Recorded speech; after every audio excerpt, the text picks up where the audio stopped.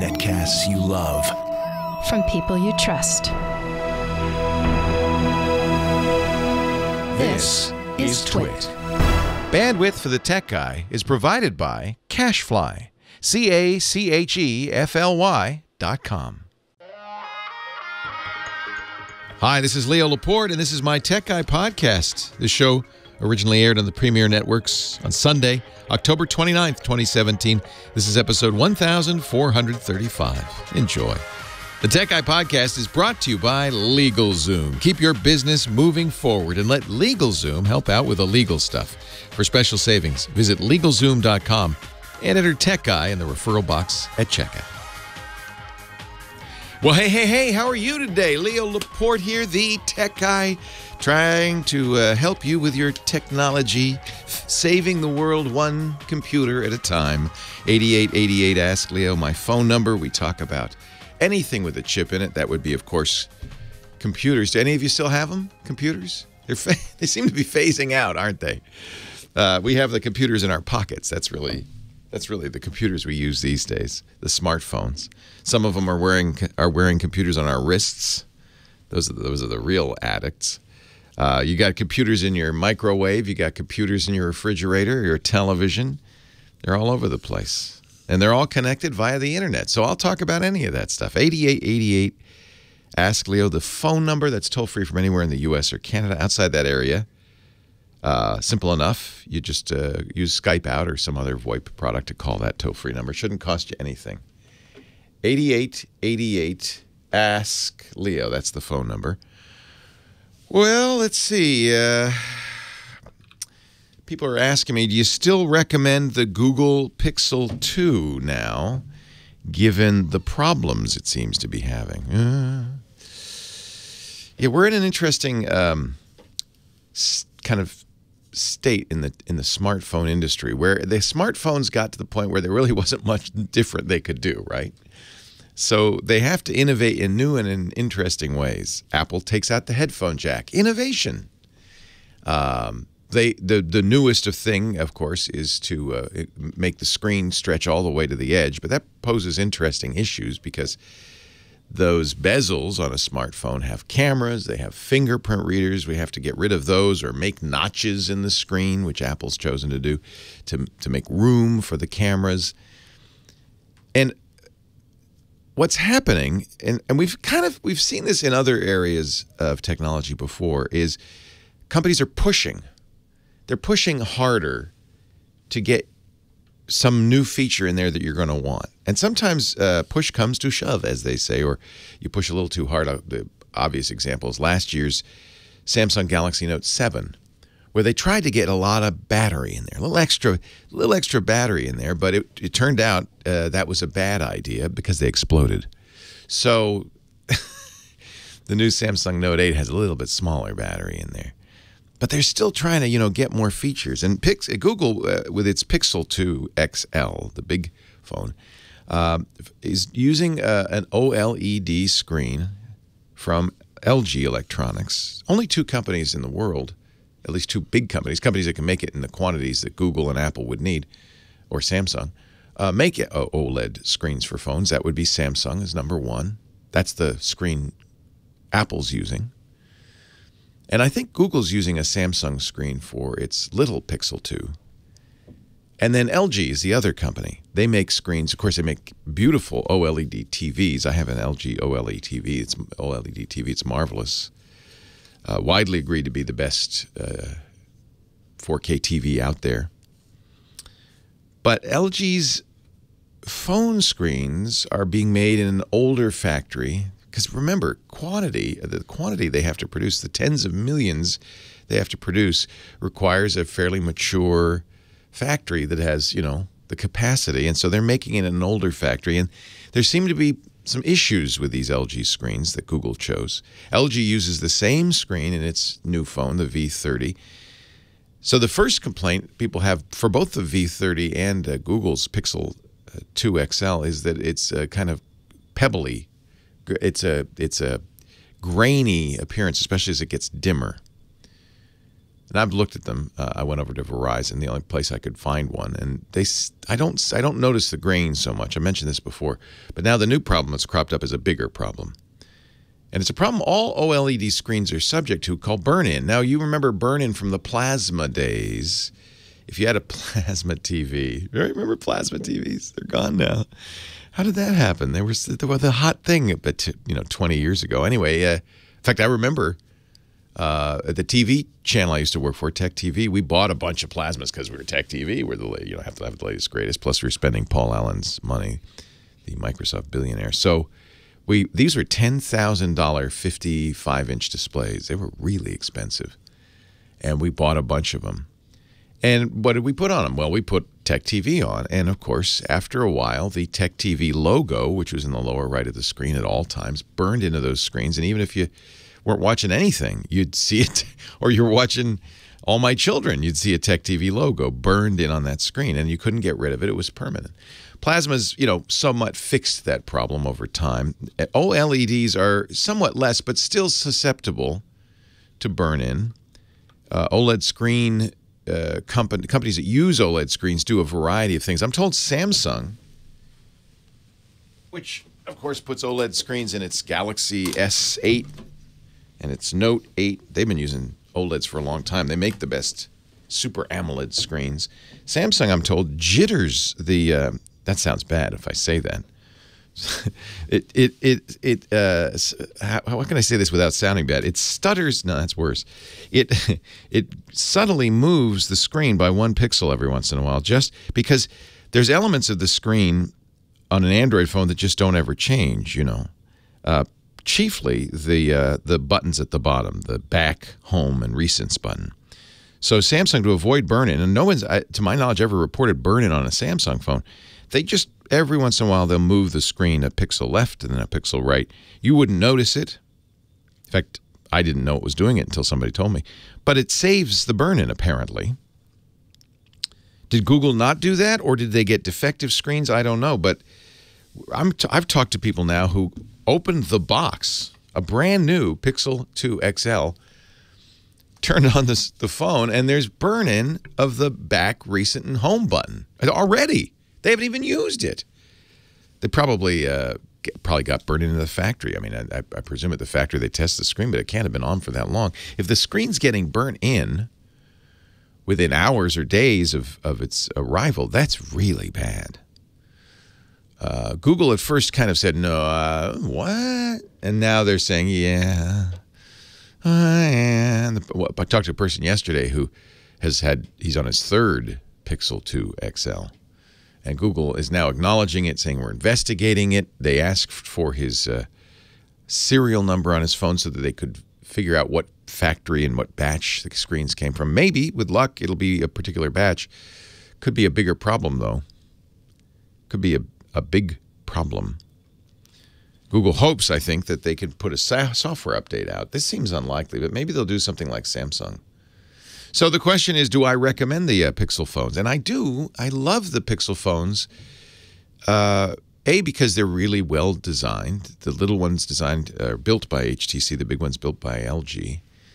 They're really nice phones. The little problem with the little one is, it's not a bezel-free design. It has, but they have front-facing speakers, so there's some frame at the top and the bottom, ears to accommodate those.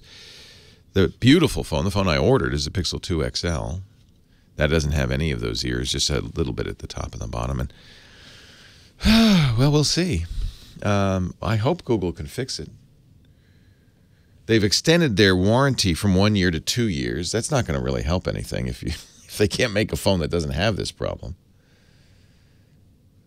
The reason I recommend the Google phones, and I guess I still do, is because they're the safest Android phones out there. Because you're buying it from Google, or you're buying it from Verizon, who bought it from Google, you're guaranteed updates. Google is now doing, as Microsoft does, a monthly security update every month for Android. And you know what? Android needs it. Not all manufacturers do it, and none of them are as fast as Google. Google's promised updates for 3 years on these phones.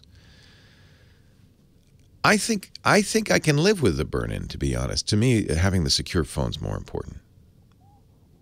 And if you can still get the small pixel, if you're worried about burning it, those don't have, there's no reported problems with those. I do miss that headphone jack, though. They don't have headphone jacks. 8888, ask Leo. Leo Laporte, the tech guy.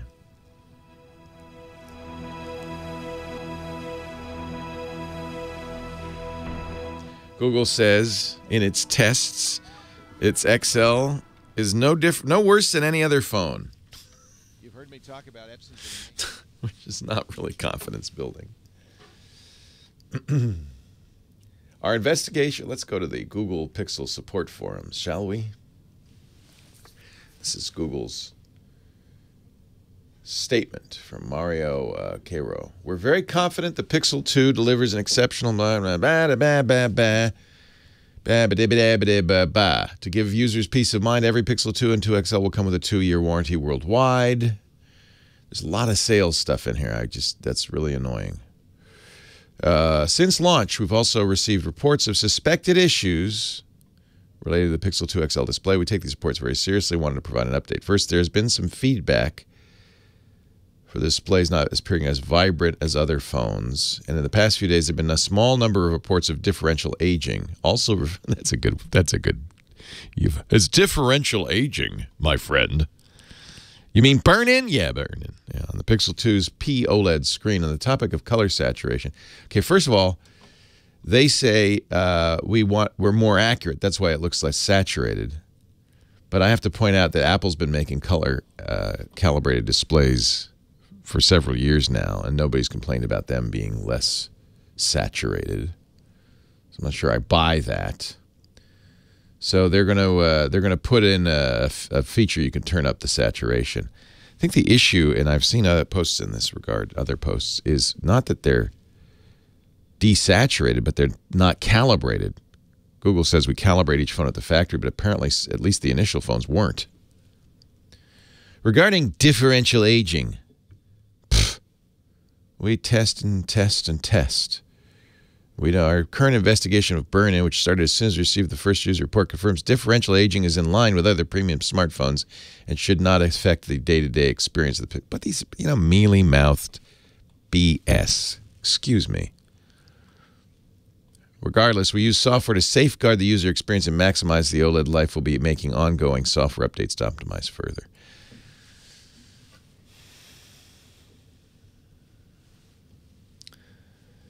Yeah, right. Not satisfying. Not a good answer. But I am hoping, I didn't cancel my order. I'm hoping, beyond hope, but one of the reasons I get these phones and I'm not canceling it is because I review them for you, right? So I will let you know. Mine comes in 2 weeks. A little more, 2.5 weeks. I still recommend them, but maybe I shouldn't. The Note 8's looking better and better. Problem with the Note 8, and I think that, let me just check my Note 8. I don't think that the security updates are quite as fast as Google. They are doing them, though. I think I'm still in September. No, that's bad. August. So it's 2 security updates behind. That's not good. Let's see. Maybe there's an update. Let's check. Last checked 10/28. Oh. Checked it last night. Nope. So August. That's not good. It's hard to recommend a phone that isn't patched for crack, for instance. KRACK, which this is not. Good. You've had good results in the XL. Okay. I wish I had mine sooner, but I got it as quickly as I could. The Munsters theme, sort of. Leo Laporte, the tech guy, isn't it? Yeah. You're playing the actual Munsters theme. I thought this was the rap song that sampled the Munsters theme that came out a few years ago. But I'm wrong. This is the actual entire Munsters theme. I guess I'm thinking Halloween music from Michael Cozier, our musical director. All day today. Happy Halloween. I guess I should say Happy Halloween. Look who's there. She's dressed in Halloween finery. Burke's ill-fitting ringmaster. Oh, you're a ringmaster. I thought you were a drum major. I like it. I like it. Yeah. So happy Halloween. Happy Halloween. You're trick-or-treating later today? No. No. I did that last night. No. Did you? Yeah, we had a little neighborhood block party. It Oh, was what so fun. cute. I think that's a good idea. The kids got Jell-O brains and the adults got Jell-O shots. Oh, that's perfect. Now I want to go to your block. Yeah, and there was a garage band and all the houses were decked out. It was awesome. See, that's that's not a spooky Halloween. That's a happy there Halloween. was some spookiness. Yeah, to it. minorly spooky, right? And watching the little kids in their costumes was adorable. I watched 3 episodes of Stranger Things last night with the lights turned out, and I'm spooked. You're spooked. I'm spooked. That is some scary stuff. I watched a couple episodes. Don't of that, no, but no. No. I watched a couple episodes of the first season. Oh, you didn't like it? I fell off. Heresy. So I need to go back. Good. You have you're in luck. So a reason I'm talking to Kim Schaffer, besides the fact that I totally enjoyed talking to Kim Schaffer, is she has been slaving hard over the phones all morning, preparing people for the show, and you have a nice array of them, I see. Again, a panel. A panel. Is that what we call lovely callers? panel. What is the collective noun for callers? A panel of callers? No, panels. No, We need something more don't- colorful. We need something a panel of long-time listeners, first-time callers. First-time callers. How about that? Not always first time, though. No. Who should I start with? Craig in Frederick, Maryland, is right on theme with what you were just talking about with the Pixel 2. He's had one for 2 weeks and was going to give you his I'd like to get his. assessment. Oh, I'd love to. Yeah. Thank you, Kim. Good call. Hello, Mr. Craig from Frederick, Maryland. How is your pick? Did you get the big one or the little one? I got the XL2, sir, and I also enjoy talking to Kim. Yes. It's kind of the highlight of my morning.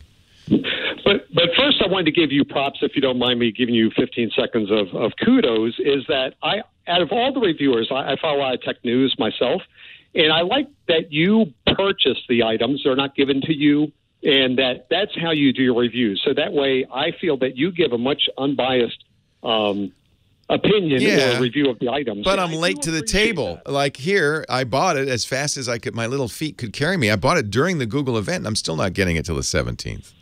You kind of remind me of Consumer Reports because they do the same too. thing. So I do appreciate Thank that you do that. So that's thank you my for inspiration. Doing that, I'll tell you, and I'll just tell you a little anecdote of why I think that's important. The Essential phone, which came out earlier this year, a lot of reviewers got pre-production units, and most of the reviews, in fact, all the reviews I read were of units that were provided by Essential, but weren't the final units. Reviewers complained that the camera app was terrible, crashed, and was buggy. When I got mine, first thing I do, of course, and I bought it, was to launch the camera, and sure enough, it crashed the phone. I thought, oh, the reviewers were right. But within a few days, fixes were pushed out, and the camera app now is flawless. In fact, it's a beautiful phone, and now that they've dropped the price $200 to $500, it is probably one of the phones I'd recommend in the mid-price range for Android. But you won't see that anywhere because the reviewers have, of course, moved on. When you buy a phone, you don't move on quite so fast. When you spend $800 on a phone, you might continue to use it for a little longer. So I feel bad for Essential because no one's going to, the word will not go out. The Essential phone is now a very good choice, and it's a shame. I think it's one of the reasons they had to cut the price by $200 because nobody was buying it. Anyway. Well, and I think that leads to my question with you about reviewers. I've had it. I had launch day, and I called a couple weeks ago and told you I was getting it. I got it immediately, and just as background, I purchased directly from Google because I'm a T-Mobile customer, so I'm just taking my SIM card. That's what I'm doing over. too, yeah. I'm a Google Fi customer. You'd think I would have gotten it faster. I subscribe to Google's own. Oh, well, it's, I don't know how they allocate these, but that's fine. And I had a previous Pixel XL. The upgrade process took me 10 minutes. It was the most enjoyable process I've ever do. You hooked the 2 cables. It moved everything over. I was done. The same screen layouts that I had on my previous phone were moved over. I had to do no setups. It was the most enjoyable process for an upgrade I've ever done. They've got this down now, and I think all the phones are very good at this now. Yeah. Yeah, that was the best experience I've had. So then, of course, several days later, I start seeing all the reports. I do have the blue shift, but I had that on my old phone as well. I did the upgrade process. But I'm not getting the burn-in. And the blotchy part, I didn't have that because I like using a black background to save on battery, whether that still works or not. That's a long time thing I've always done. Less light, I would. Yeah, you don't have to do it on OLEDs anymore because they don't turn on all the pixels anymore. LCDs did. That's my old school thing. Old school. That's fine, but I like dark backgrounds because it's easier on the eyes too. I don't like bright white. Yeah. So I never got the blotchy thing when you pull down the app tray of an all-white background. Yeah. Now, the blotchy thing actually showed up when I tried the Microsoft Launcher, which is a whole different thing. It would give me a daily wallpaper of the day. And that's where I started noticing the blotching. I'm like, well, the blotchy is actually the tray, and when you make a phone call, they've added a slight transparency to that. So if you move the tray up and down, you're actually seeing some of the wallpaper through the. And that's where you'll see the graininess. Yeah. Right. Yeah. But who cares? To me, that's not a deal breaker at all. No, and let me tell you, in the color thing, I'm actually enjoying it more because I would tend on my other phones, like an old Samsung, it would be so vivid. I would alter the colors to be even more vivid or put that pop in there. And then I posted looking on the computer, I'm like, oh man, I really oversaturated because it wasn't true color. As we use phones more and more for photography, I think it's important that they be true color, frankly.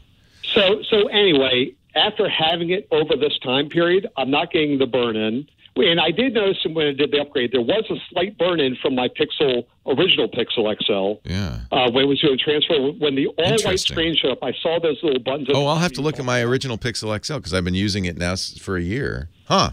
And that was the only time I saw it. But on this one, I keep looking every week, and I still don't see it. So well, that's part of the problem with this is, these are sharp-eyed pixel peepers. Who are on Reddit and other forums. They're the really, avid fans, and they're going to see stuff and imperfections. And this has always been the case that a normal user won't see. There's things. There's an issue that a lot of people have with LCD screens called screen bleed, where you see it's a little brighter around the edges from the backlight, and a lot of people hate that. They just hate that. It never's bothered me. I've seen it. I've been using LCD screens for years, and of course, early LCD screens were terrible for that. So I just got used to it, and it doesn't bother me. And the last thing is, I'm sorry. Go ahead. No, I have my screen dim after 30 seconds. That's how I have that. So I don't leave mine on all the time. So maybe that's the other thing. Yeah. So I'm just really looking forward to you getting your well, we'll see. Some people are reporting it. Some people are reporting it after a few weeks. Yeah. And I thank you for the kind words, Craig. And I'm not sure if this is going to matter to people or not. But Google seems to be at least paying attention. We'll see now if they fix it. Leo Laporte, the tech guy. It's an interesting debate, and I'm glad to hear that yours is okay, Craig. Well, I appreciate your time taking the call, but reviewers, like you just said, the reviewers have slammed it so much. When I was on an airplane the other day, the guy said, "Oh, that's the phone with burn-in." So that's what people have now heard. And so, like you said, if anybody comes out with anything better later on, the damage has already been done. I think reviewers a little bit revel in their power to make or break a phone, and they're a little too anxious maybe to break a phone. Yeah. And admittedly, it's an expensive phone, so it shouldn't have imperfections. Well, I've been enjoying it. I think it's been a great upgrade. It fixed all the items I didn't like in the previous XL. And I know it sounds like a fanboy thing, but I actually use mine a lot for work and travel, and it's been a great phone. Other than the headphone thing, I'm still trying to get used to that. I missed that headphone. That's driving me nuts. I know. And the Pixel Buds aren't out till later next month. Do you get black? What color did you get? I just got the black one. Yeah, I think that's why I got Panda. I got the black and white with the orange button, and I think that's why I'm not getting it right away. And here's the other thing. I have that Daydream, which I really don't like because I have a Vive in the Oculus. Yeah, I don't use it Daydream. Those speakers on the outside, when you put it in the visor, actually sound so much better using Daydream because you get that stereo sound. Yeah. But it's still overheats a little bit, so I don't do it. That's a good idea, yeah, but I'm not a big fan of VR anymore. I've lost. I hate it. You have the Vive, and you still, No, it actually kind of sits here if you're. Yeah, mine does too. Yeah. I agree with you. Anyway, I appreciate your time. It's expensive. It's expensive being an early adopter. I can't wait to get your review. Thanks, Craig. I will let you know in about two or 3 weeks. Take care, Craig. Bye-bye. Thank you. Yeah, I think that. Oh, Chris, that wasn't the screensavers. That was way back in the early days of Twit. You're talking about Mike Arrington. Yeah, you can still see that on YouTube. Maybe, yeah, some people remember that moment. I used to host the Gilmore Gang for Steve Gilmore, and I love Gilmore and the Gilmore Gang, but Steve always wanted to be a very rough shot and rough and tumble show, and I guess I could kind of live with that. But the straw that broke the camel's back was when Mike Arrington. We were talking about the new Palm Pre, which had just come out. And I was very impressed with WebOS. The Pre had other issues, mostly that it was underpowered to run WebOS, but I was very impressed with it. And I said, this is a better phone than people are giving it credit for. And Arrington got upset because he couldn't get one to review. And he said, did you get a review unit? His position, which he clearly communicated, maybe not exactly verbally, but it was very clear what his position was, is that people who got review units were praising the Palm Pre because they got review units. And I was mortally offended because I, take my ethical standards seriously, perhaps more seriously than I should. But I do take them seriously, and so I felt like he had insulted me. So that's the famous F you, Mike Arrington incident. And that was the last Gilmore Gang we ever did. But as it turned out, apparently a lot of Mike was one of those people who was very, very, very powerful at the time because he founded TechCrunch and ran it, and nobody was willing to say "F you, Mike Arrington" to his face. And I got so many emails from entrepreneurs and others who wanted to say that, but we're too afraid to say that, and. But I lost my cool. And I called him the same day and apologized. And what you don't see on YouTube is that we came back and finished the show after my apology. But yeah, the Palm Pre was a very sad story. You can still get the WebOS in some TV has it. I forget which one. Leo Laporte, the tech guy. Actually, I love Google's. I don't love. I laugh at Google's response to the Pixel 2 XL burn-in issue. They said, what we call that, we don't call that burn-in. The term they use is differential aging. Well, burn-in has a bad connotation. Differential aging just confuses people. What they're trying to say, or what the euphemism is, that parts of the screen are aging faster than other parts, differential aging. But everybody else knows it as burn-in. I guess it's not inaccurate to call it differential aging, but I think it obscures the problem. And, they don't disagree that it's happening, but they say it's in line with other premium smartphones and should not affect the normal day-to-day experience. Nobody's denying that it affects the day-to-day experience. Or nobody's asserting that it affects the day-to-day experience. It's a faint burn-in. It's not a big black dot on your screen. But if you're watching a movie and you still see the kind of ghost on the right of the home button, that's not ideal, especially for a premium-priced phone. So I think people's complaint is reasonable. I don't know if it would bother me or not. I will let you know when I get the phone. But it'll be interesting to see if Google can figure it out. Maybe it's a particular batch of OLED screens, or maybe, LG does have a more modern factory coming online to make these OLED screens. Maybe that'll solve the problem. But Google says, well, as with any big company, and this is VP Product Management for Google Hardware, Mario Quiroz, who says, we're confident the Pixel 2 delivers an exceptional smartphone experience, and to give users a peace of mind, we're doubling the warranty. Okay, well, that's kind of an acknowledgement. Regardless, we use software to safeguard the user experience and maximize the life of the OLED display. We will make ongoing software updates to optimize further. So maybe they could figure it out and make it better. If they do, it probably is a very good choice for the phone.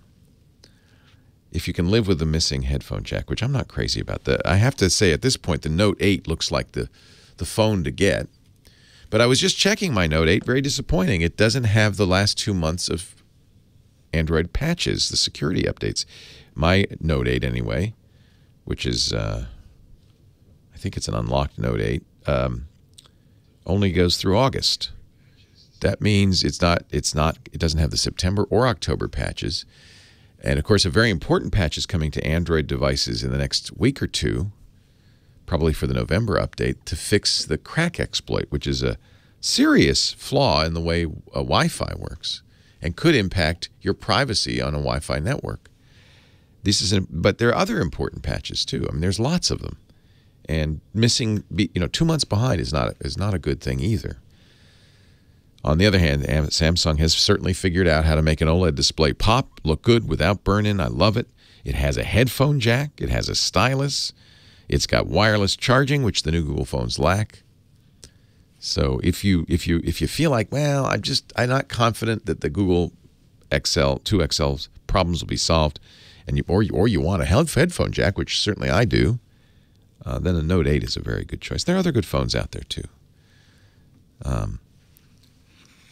Yeah, somebody in the chat room is pointing out it's Microsoft's probably kicking themselves now for getting out of the phone business. It's an opportunity. 8888 Ask Leo. Let's go to Chip, Cherry Hill, New Jersey. Hi, Chip. Hi, Leo. Yes, hello, welcome. Hi. I'm trying to go. This weekend, iHeartRadio launched their free app weekend, and so what happened was I listened to all these stations on my squeeze box, Logitech squeeze box. Love those squeeze boxes, yeah. Yeah.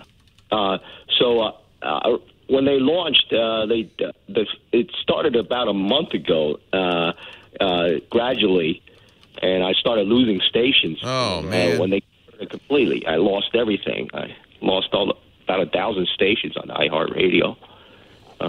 Oh, that's terrible. Yeah, see, this is we're kind of in this new stage in streaming radio. So radio stations love the idea of you listening, right? But they don't like the idea of people, because everybody who listens to a radio station, whether it's via iHeartRadio or the station directly, uses bandwidth. And of course, ultimately that costs money, whether it costs money to Clear Channel, who runs iHeartRadio, or it costs money to the individual station. Somebody's paying for every single second you listen, costs them money. So while they love it that you're listening, it is a different model. It's a different financial model from the one they're used to. When a radio station puts up a tower, fires up a transmitter, it doesn't cost them more if one person listens or 1 million people listen. It doesn't. The cost literally changes not at all. So broadcasting has an interesting model. You put a lot of money in up front. It's very expensive up front, but you want to be more successful. The more people listen, the better. The more you can charge your advertisers, the more money you'll make. There's no negative. Streaming internet radio is a little bit more like magazine or newspaper publishing, where there's a cost to providing that magazine. Magazine publishers are very careful about controlling circulation, for instance. You could put a magazine out of business by tripling the number of subscriptions, because all of a sudden they have to print those magazines. It costs them a lot of money. So magazine publishers are very careful to keep the subscription level from expanding too fast. It's a weird model for radio people. They go, what do you mean you don't want more readers? Well, we don't, because we can't afford them.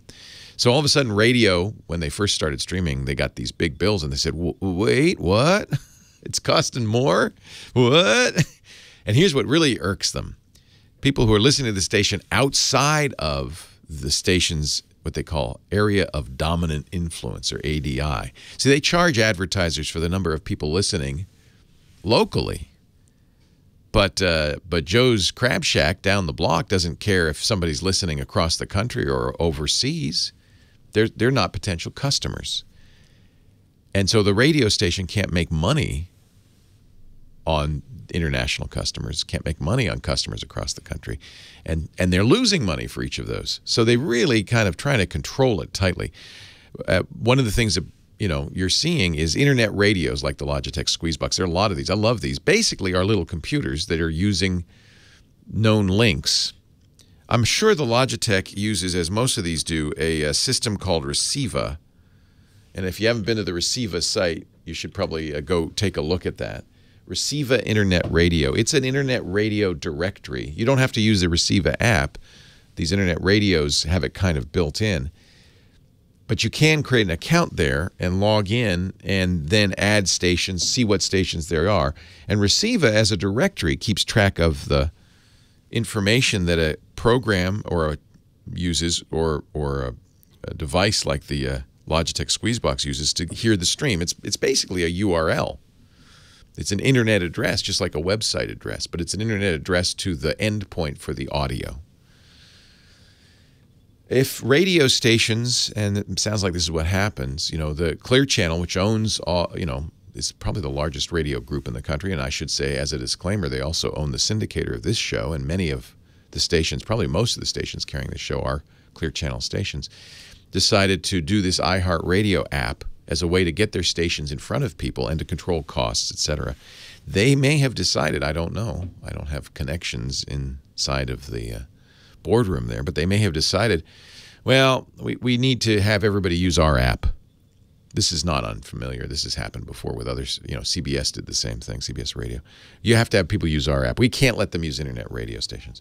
What I would suggest is go to Receiva or whatever directory your Logitech uses and make sure it's up to date with the latest URLs, the latest endpoints for all the channels you listen to. Update that. Update your radio and cross your fingers. But there is no guarantee that every station will be available.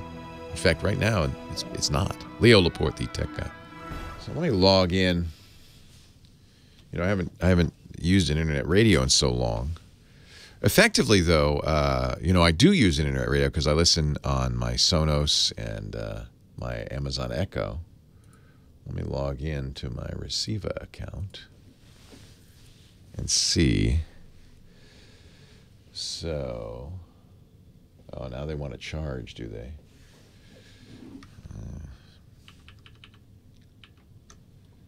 Make the most of your radio by activating additional features, personal. So let's add a station. So you can, this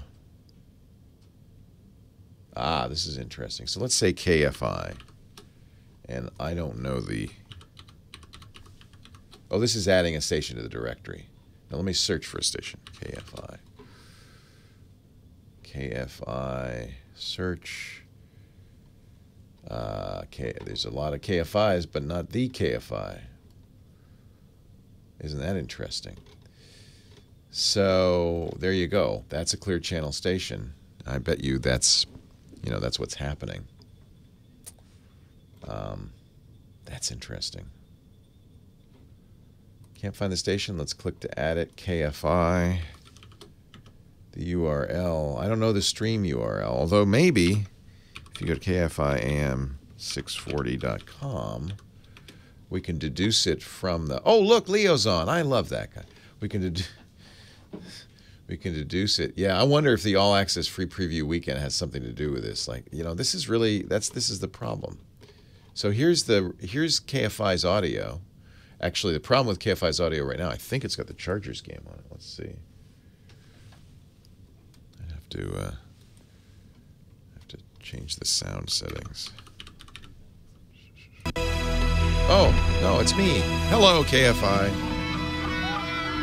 So they're listening, so that's good.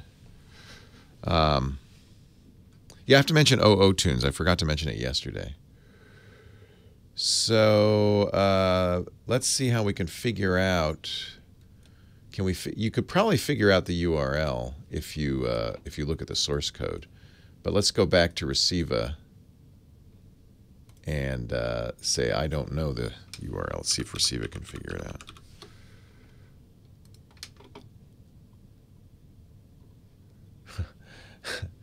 out.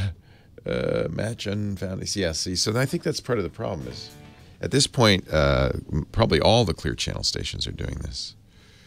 So that's, okay, there we go. So there's the iHeart. Let's try that. Copy selected link.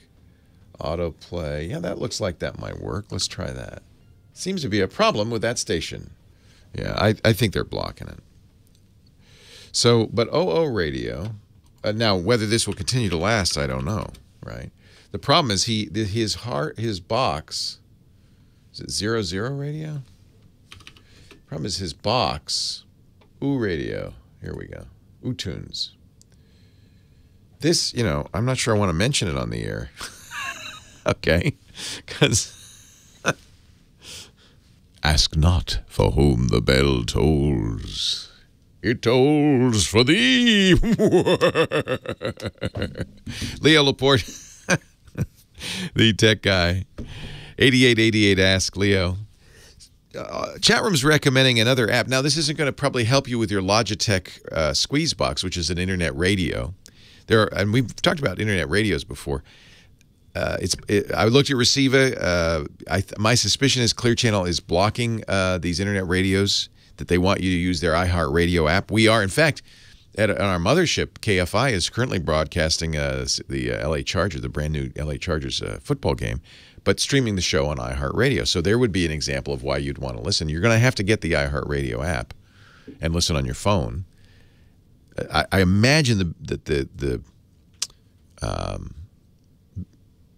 revenue model for internet radios is kind of cratering as a result of this, because you can't guarantee when we first got internet radios. These are like table side radios, like your clock radio. When we first got them, they were clock radios that got every station in the world because everybody was available. But that's slowly been ratcheted down, and now I think many radio companies want you to use their app. But the good news is you don't really need an internet radio anymore, because you have a device that you carry around with you all the time that is connected to the internet, that you can have the app. So you could have the CBS radio app or the iHeartRadio app and get any station you want through that. So I guess that's really the way they want you to do it. And of course, they monetize by with the app. They can figure out where you're listening, and they can play an ad that's appropriate to you, and so forth. They can make it more useful for them. They could show an ad on the screen. An app is you can monetize, and you charge. Ultimately, that's the long range way to make it financially feasible. You got to understand, radio stations are businesses, and it's a tough business, and they can't afford to have thousands or tens of thousands of people listening, costing the money who don't make the money. So they have to find ways to monetize that. I understand that. Chat room's mentioning an app that probably won't be out very long. As soon as I mention it on the radio, OOTunes. It's OOTunes Radio. It is a newer radio app that does seem for iOS, and does seem to get a lot of stations that the other apps don't. How long that will last, I don't know. But you can check it out at ootunes.com, and you can see which stations it gets and all of that. We'll put that in the show notes, techguylabs.com. George, Santa Monica's next. Leo Laporte, the tech guy. Hi, George. Good morning, Leo. Good morning. Yesterday you were talking to somebody about Vizio, and how he enjoyed the new product or whatever. And I want to tell you a story that happened to me. I was cleaning my house about 2 weeks ago, doing the floors and the dishes. I went in to take the stuff out of the laundry in the dryer, and I noticed a battery in there.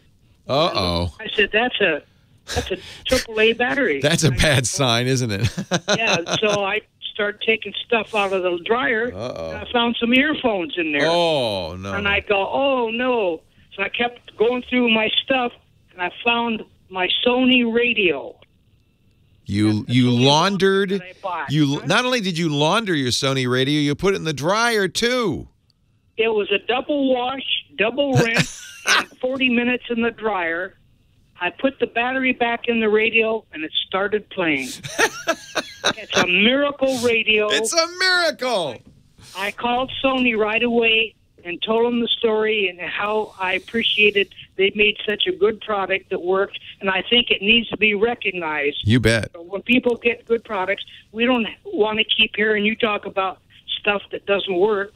How about stuff that does work? I agree. That's right. I love this. I agree, George. It'll work. Yeah. Now, I have to point out, this is not recommended use for that radio.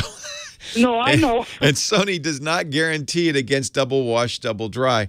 But it's good you tried it before you tried to use it. Because, in fact, I'm amazed the batteries survived even. Because if it had any moisture in there, that's when you get in trouble. So water in a device isn't necessarily going to harm the device unless it gets powered, and then it can short circuit. So if you do get a device wet, the first thing we always recommend is dry it. Not in a dryer. No. Also not recommended. I think you just got very lucky, but hey, I did. Impressive. Impressive construction. I don't want to let people know. Thank you, George. I appreciate them making such a good product. Yeah. Sony, what their slogan used to be, Sony no baloney. That's right, when they tanked. It's kind of a sad story, Sony. They were weren't they the dominant consumer electronics manufacturer for years? I mean, if you wanted a quality TV or radio or headphones or whatever, the Walkman, right?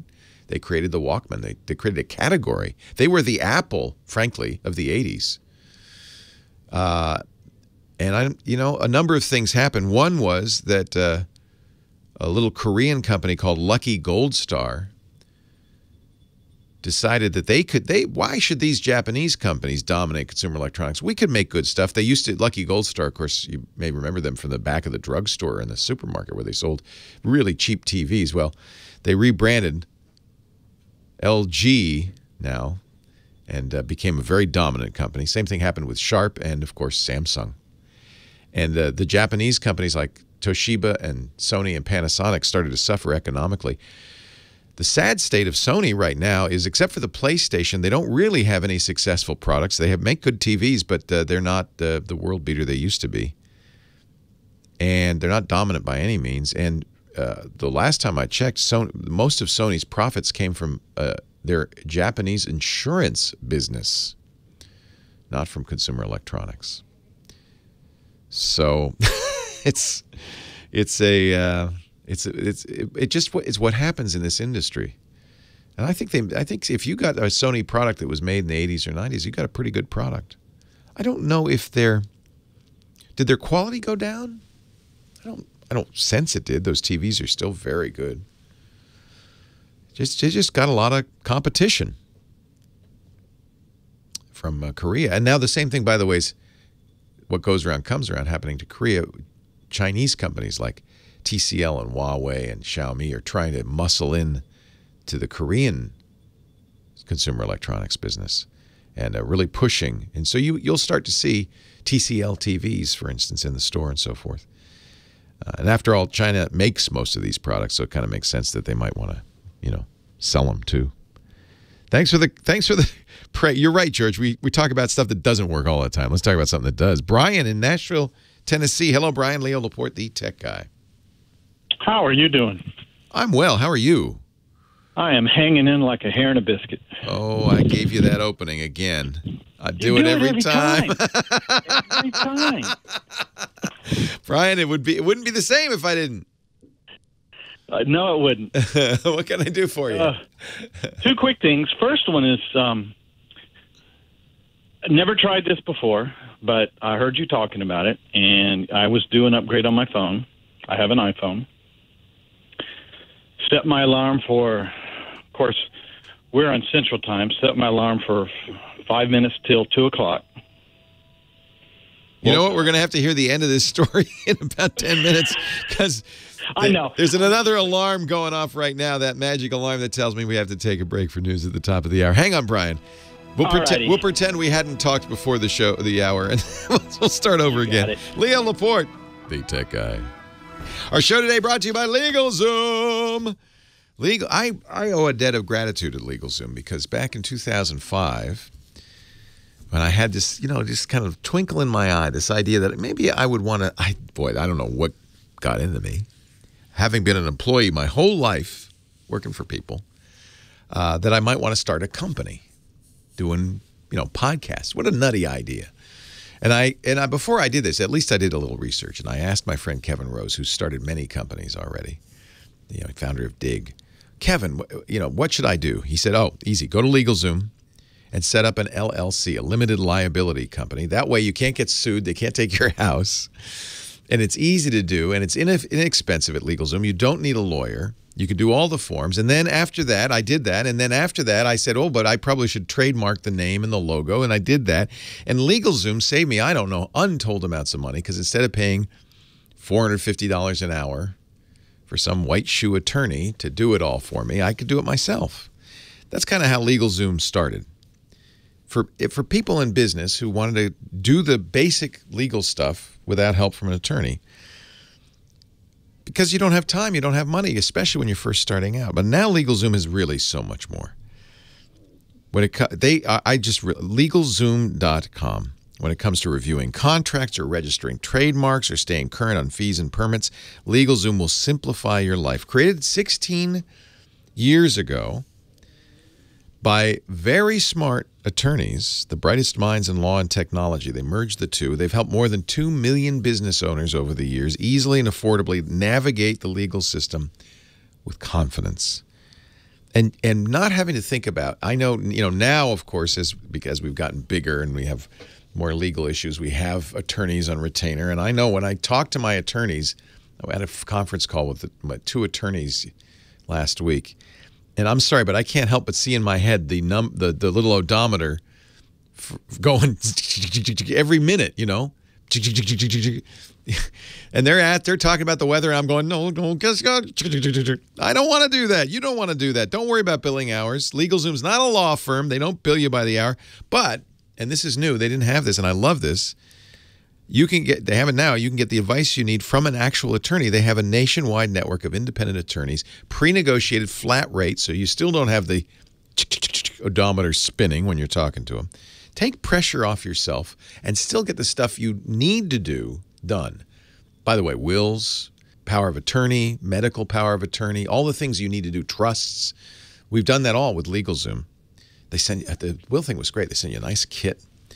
Go to LegalZoom.com right now. Take care of your business before the year winds down. And we got a little deal for you, a little special savings if you use the promo code TechGuy, just so that you will, and let them know you heard it here. LegalZoom.com. Put Tech Guy, one word, in the referral box at checkout. And we thank LegalZoom for making the Tech Guy podcast possible and, frankly, helping me set up this whole enterprise. LegalZoom.com. Well, hey, how are you today? Leo Laporte here, the Tech Guy. Time to talk computers, the internet, home theater, digital photography, smartphones, smartwatches, anything with a chip in it. 8888 Ask Leo is the phone number. 888-827-5536. Toll free from anywhere in the U.S. or Canada. Brian on the line from Nashville, Tennessee. Hi, Brian. Hello. I'm not going to ask how you doing.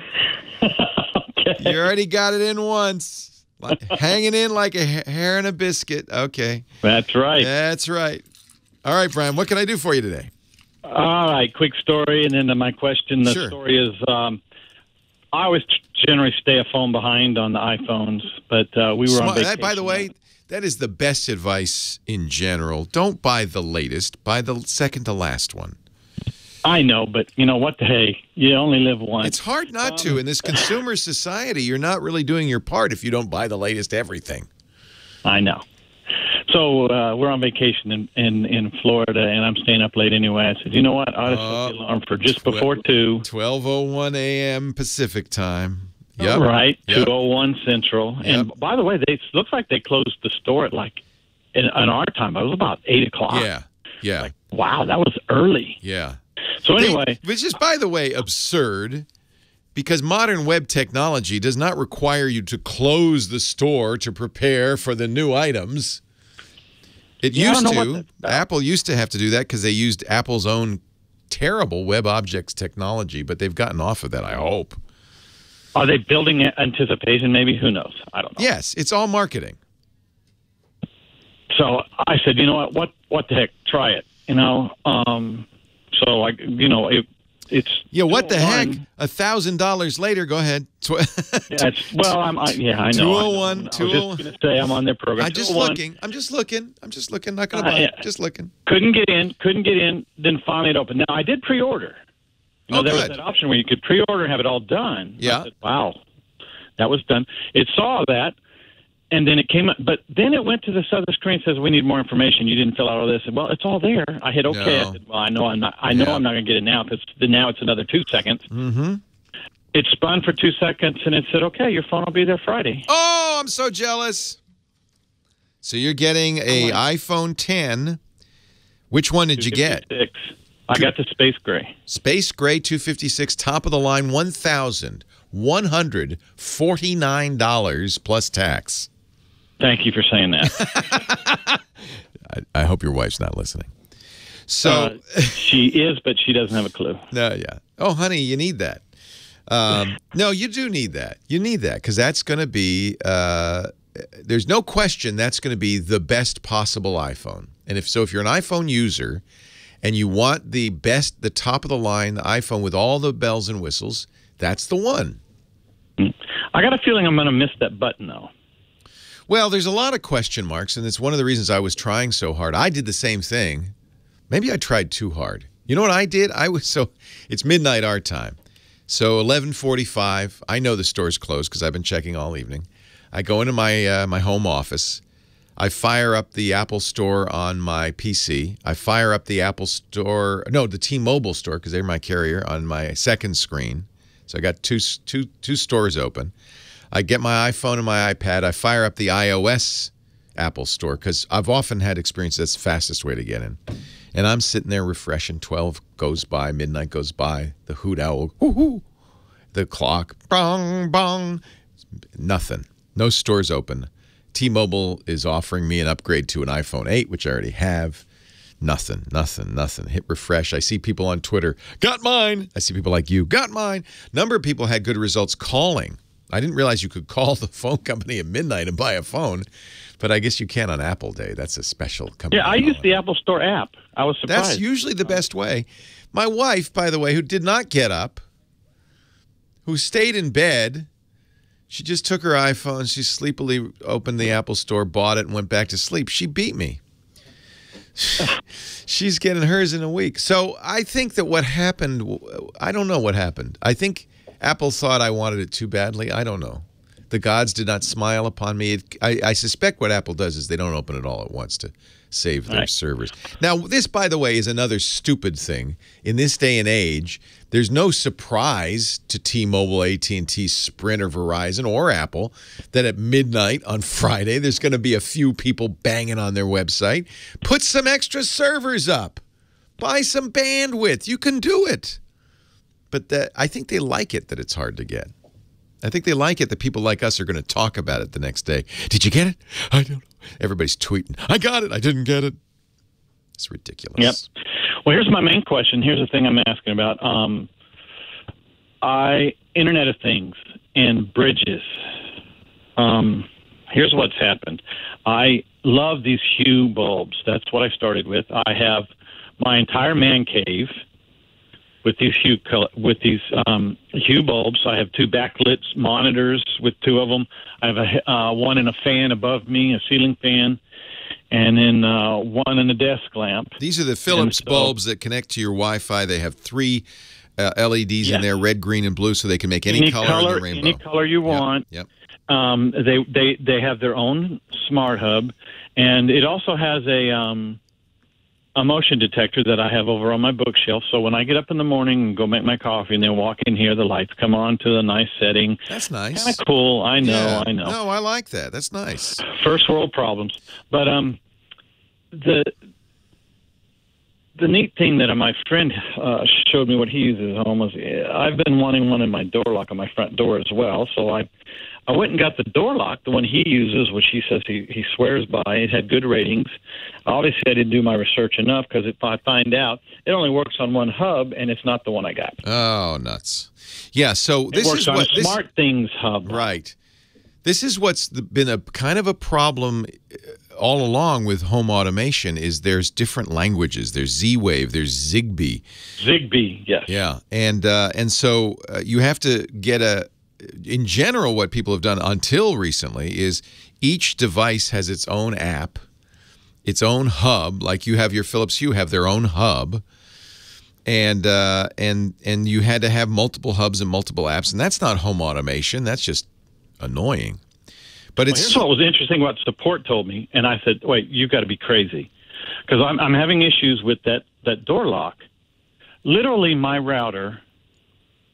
Actually, not the router because I forgot. This is Zigbee. This is not.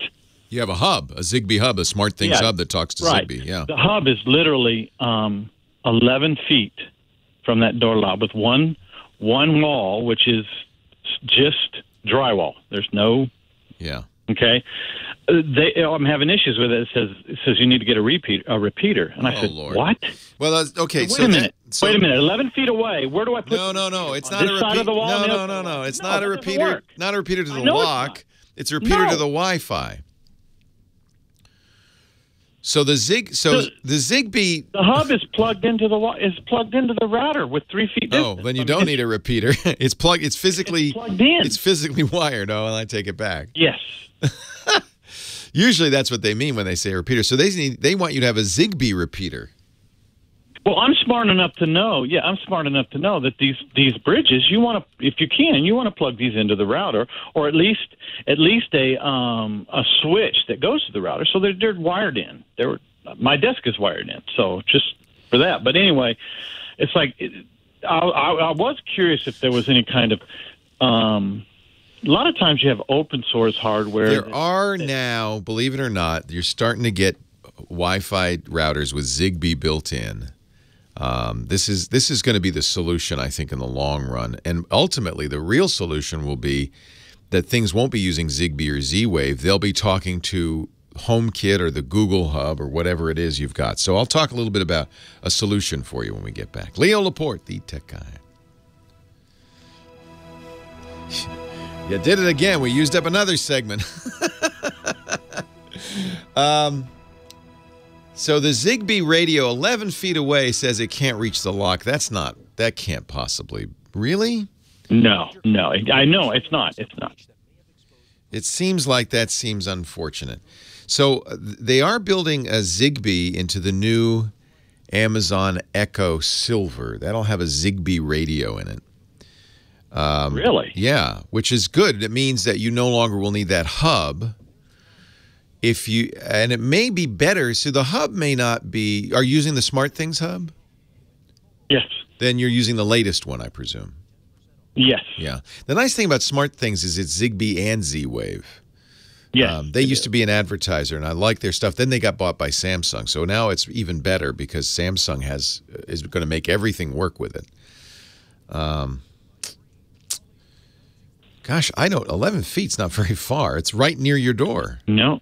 Now it works right now. For instance, it's working. It's fine, but it's not. It's the not biggest reliable. thing we like it for. To be honest, and I know this sounds lazy, the biggest thing we like it for. We do a lot of. We go to a lot of farmers market, yard sales, all this kind of stuff. We come home, we're carrying bags. When I park the car, I literally just push a button. The front door's unlocked. I love it. There's nothing wrong with that. That's not lazy. That's why you get a lock like that.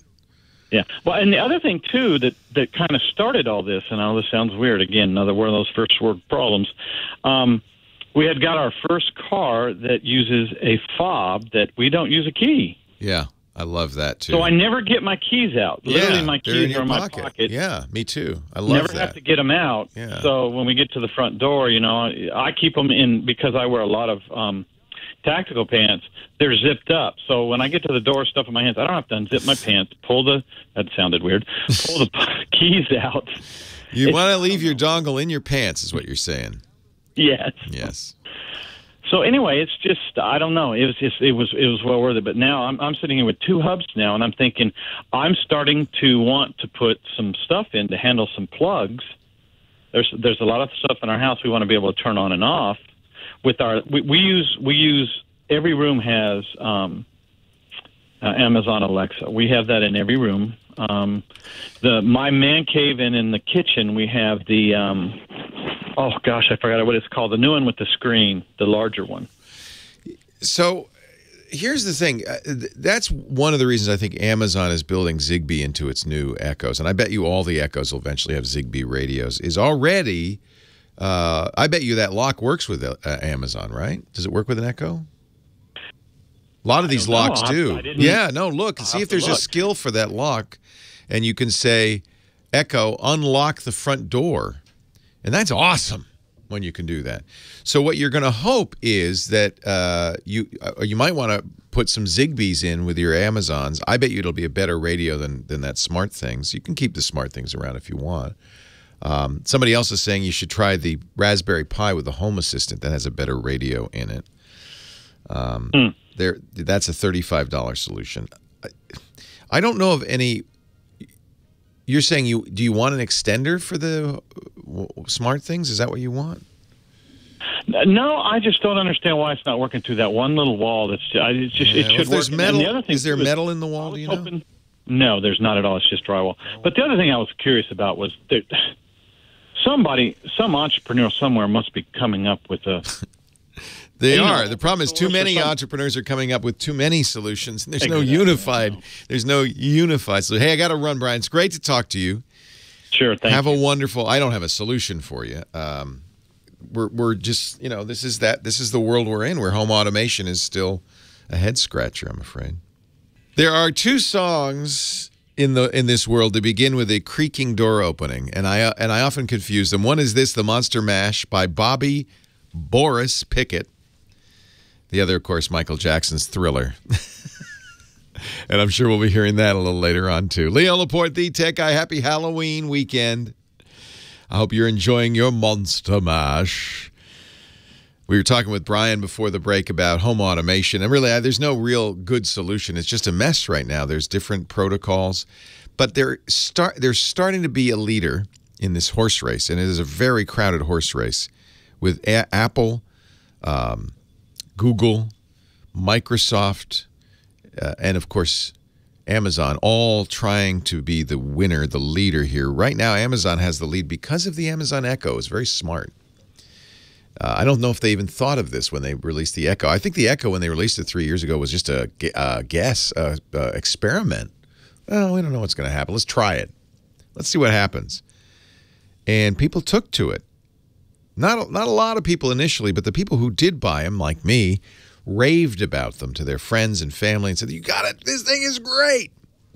And it's spread, and now millions and millions of Echoes have been sold. They come in all different forms and fashions. I just got my Echo Look, speaking of fashion, that takes a picture of your outfit each day and then says, "You know, I think you look better with more gem tone colors in your scarves," or whatever.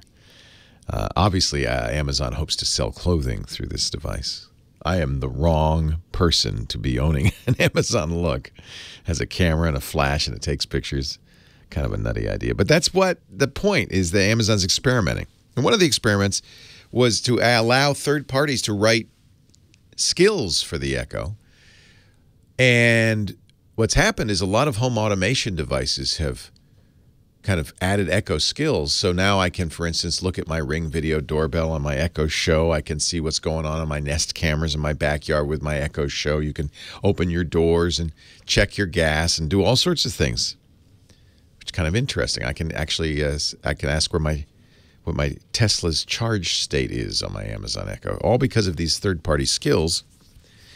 And now Amazon's released a new Echo. It's coming this week. I think Tuesday it's coming out, the Echo Silver, that will have a Zigbee radio built in. Zigbee, one of the two main competing, although there are many, protocols for home automation.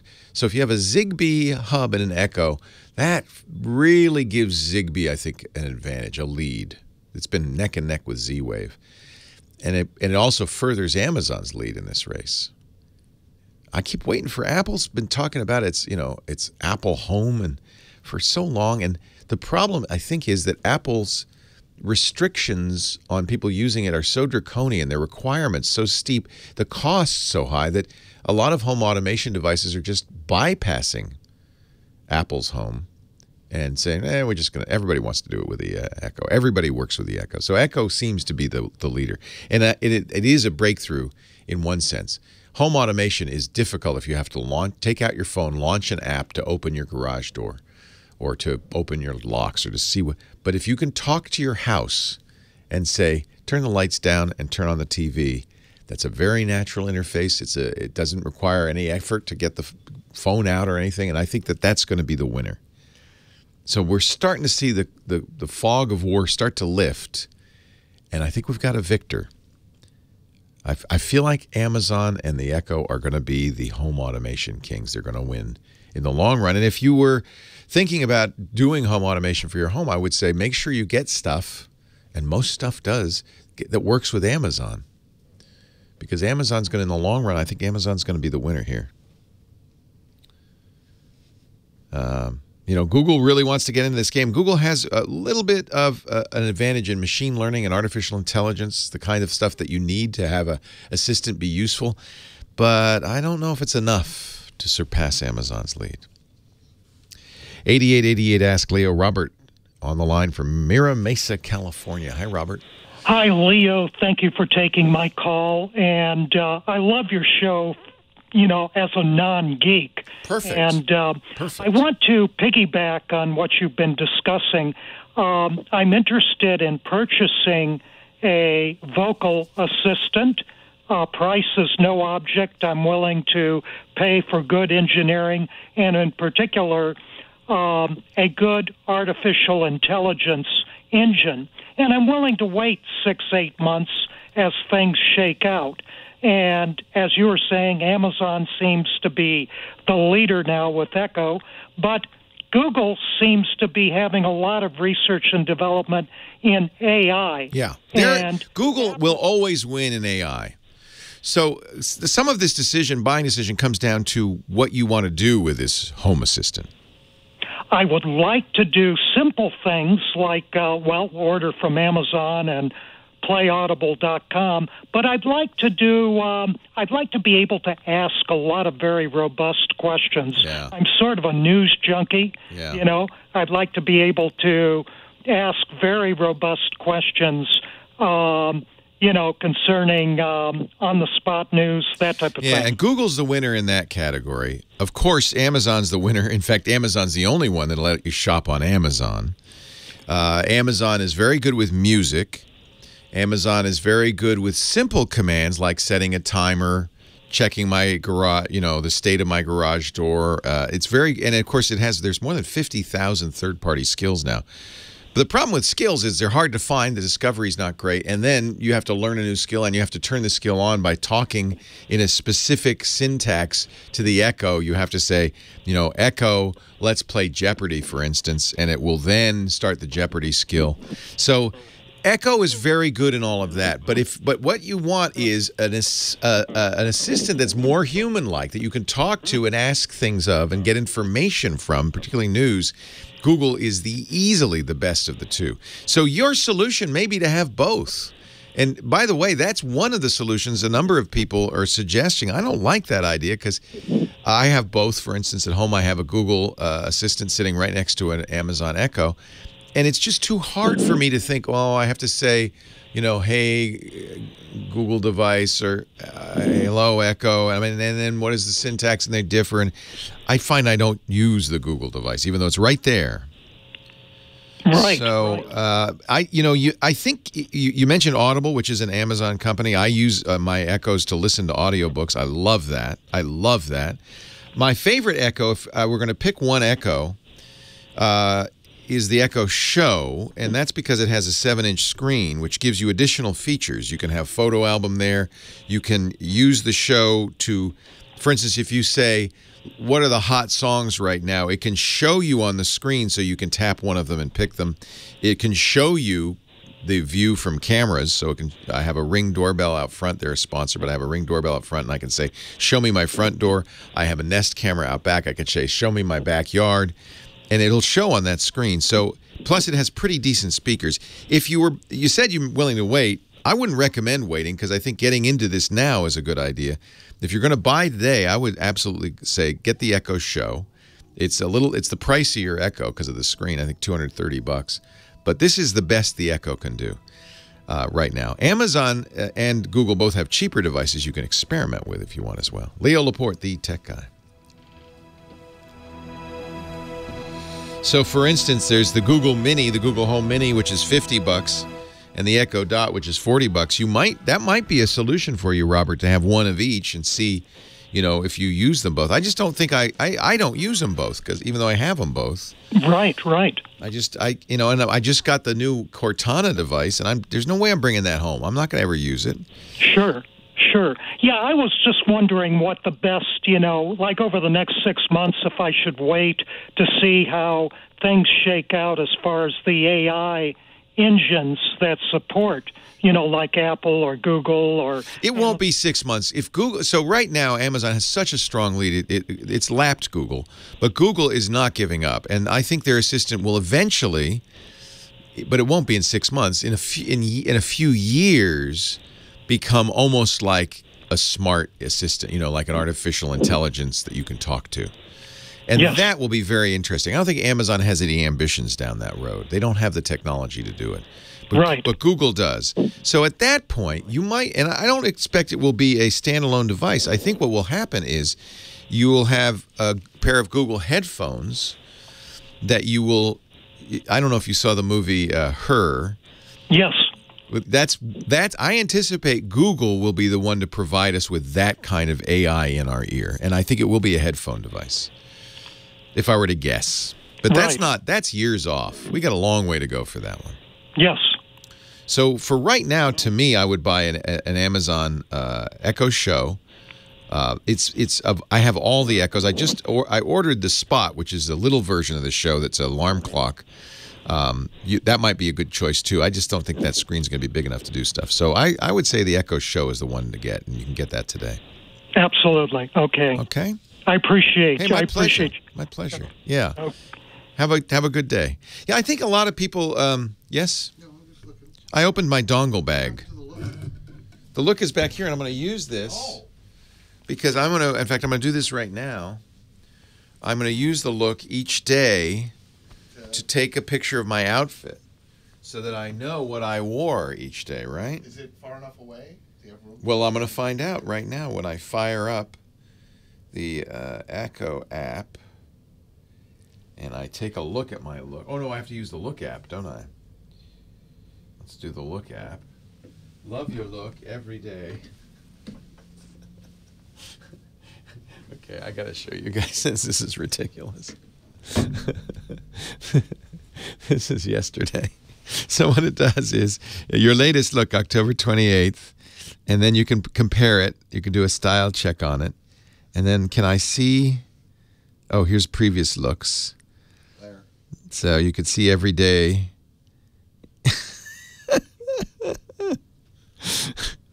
Okay, I'm trying to be fashionable, but you see it blurs out the background. So that's cool. So I'm going to, let me do my look. I have to do my look for today. So this is, what do? You do, you say, hello. Take a picture.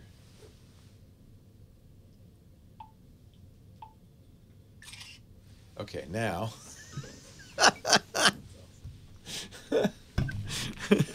So now, and you see how it cropped it too. Oh, that's kind of cool. So now I have the picture of me. Chris Marquardt is here. He's a professional photographer, leads amazing workshops to discover the top floor. And Chris, I know you just redid your amazing, and I own it, and I've watched it, Lightroom series. Are you banging yourself on the forehead saying, "What did I do"? No, not really. So, yeah, we did this original Lightroom video workshop in 2014. It's really good. And, Where is it? Is it Lightroom? What's it? DiscoverLightroom.com. DiscoverLightroom.com. Yeah, and we updated it to the latest Lightroom Creative Cloud version, the Lightroom CC version. That's the one where you pay like a monthly rent. And I've been doing that. The photography deal was great. You got Lightroom and Photoshop for $10 a month. These are both $800 Well, Photoshop's $800. Lightroom's like $300. So that was a good deal, right? It's okay. It's a good deal. I mean, there are still people who prefer to buy the boxed version. That's the one they buy, and then I think you still can buy with Lightroom 6 you still could, but now we have Lightroom 7. That is the problem. So Adobe did something interesting. They changed. First of all, they changed the name. Lightroom. The Lightroom Creative Cloud is now, well, if you want to. Okay, this is difficult. Let me try to go through that. Let me put it this way. They completely redesigned Lightroom. I mean, from the ground up so that it's unrecognizable. It's a different program entirely. That's called Lightroom CC. And they took the old Lightroom and they call that Lightroom Classic CC. Yes. So the new Lightroom CC, the one that is now the name that the old one had. Your videos would have be no help for because they wouldn't be any help. It doesn't. It's a different program. But there is the in quotes professional version that still has everything in it that you used to have, which is a mapping module, a bookmaking module. I used that book module. There's a web module. There's a print module. This makes me cry because this was a wonderful program. Admittedly, getting a little long on the tooth, needed some updating. But still very useful. It was a little slow, but it was very useful. Everybody, okay. Everybody I know uses it. Well, it's still here. It's still here under a new name. It's called Lightroom Classic CC now, which I'm not happy with that name, because Classic, if you have an existing thing and you turn it into Classic, that to me indicates that it might be on the way out. Well, also implies, if this is Lightroom Classic, that the new Lightroom is like new Coke. And you know what? It is. It's terrible. It's terrible. So the new Lightroom is like the old Lightroom, minus a whole bunch of stuff, including the print module, including the book module, and so on. So it's pretty much the library and the develop module that we used from Lightroom, but that's pretty much it. And I haven't really looked at that new version. The one that I'm most interested in as a professional is the Lightroom Classic CC. Yeah, yeah. And so I haven't tried. I bought, foolishly, thinking the new Lightroom's here, the new Lightroom's here. I bought a year's subscription for $120 to the new Lightroom. You get with it a terabyte of storage. For the new Lightroom really doesn't want to store your photos on your hard drive. It wants to store them in the cloud, which is nice. If you use an iPad, which I do, and you use Lightroom on the iPad, then you can edit both places and it goes back and forth, blah, blah, blah.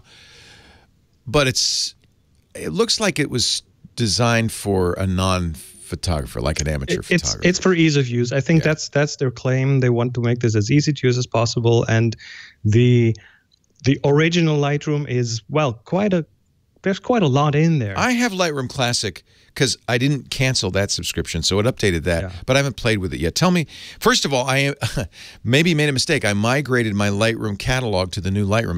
Does that mean I can't use it anymore with Classic? You will have to upload. You have to upgrade the catalog to the new Lightroom. Yes, it will do that for you. Yeah. But if you are on a CC subscription, all you do is click update, and it will update it to Lightroom Classic, and then okay. And then it converts the catalog, but it doesn't replace the existing one. It will just add a new one. It will convert it and copy the file. Interestingly enough, my catalog became quite a bit smaller after that. They changed something in the database. So I've had a huge catalog. I mean, we're talking 90,000 pictures, lots of edits. Me too. I think it was almost 4 gigabytes in size. And that got reduced to something like 2 gigabytes, so it shrunk quite a bit, which is good. So are you going to use the new one, or are you going to stick with Classic? Yes.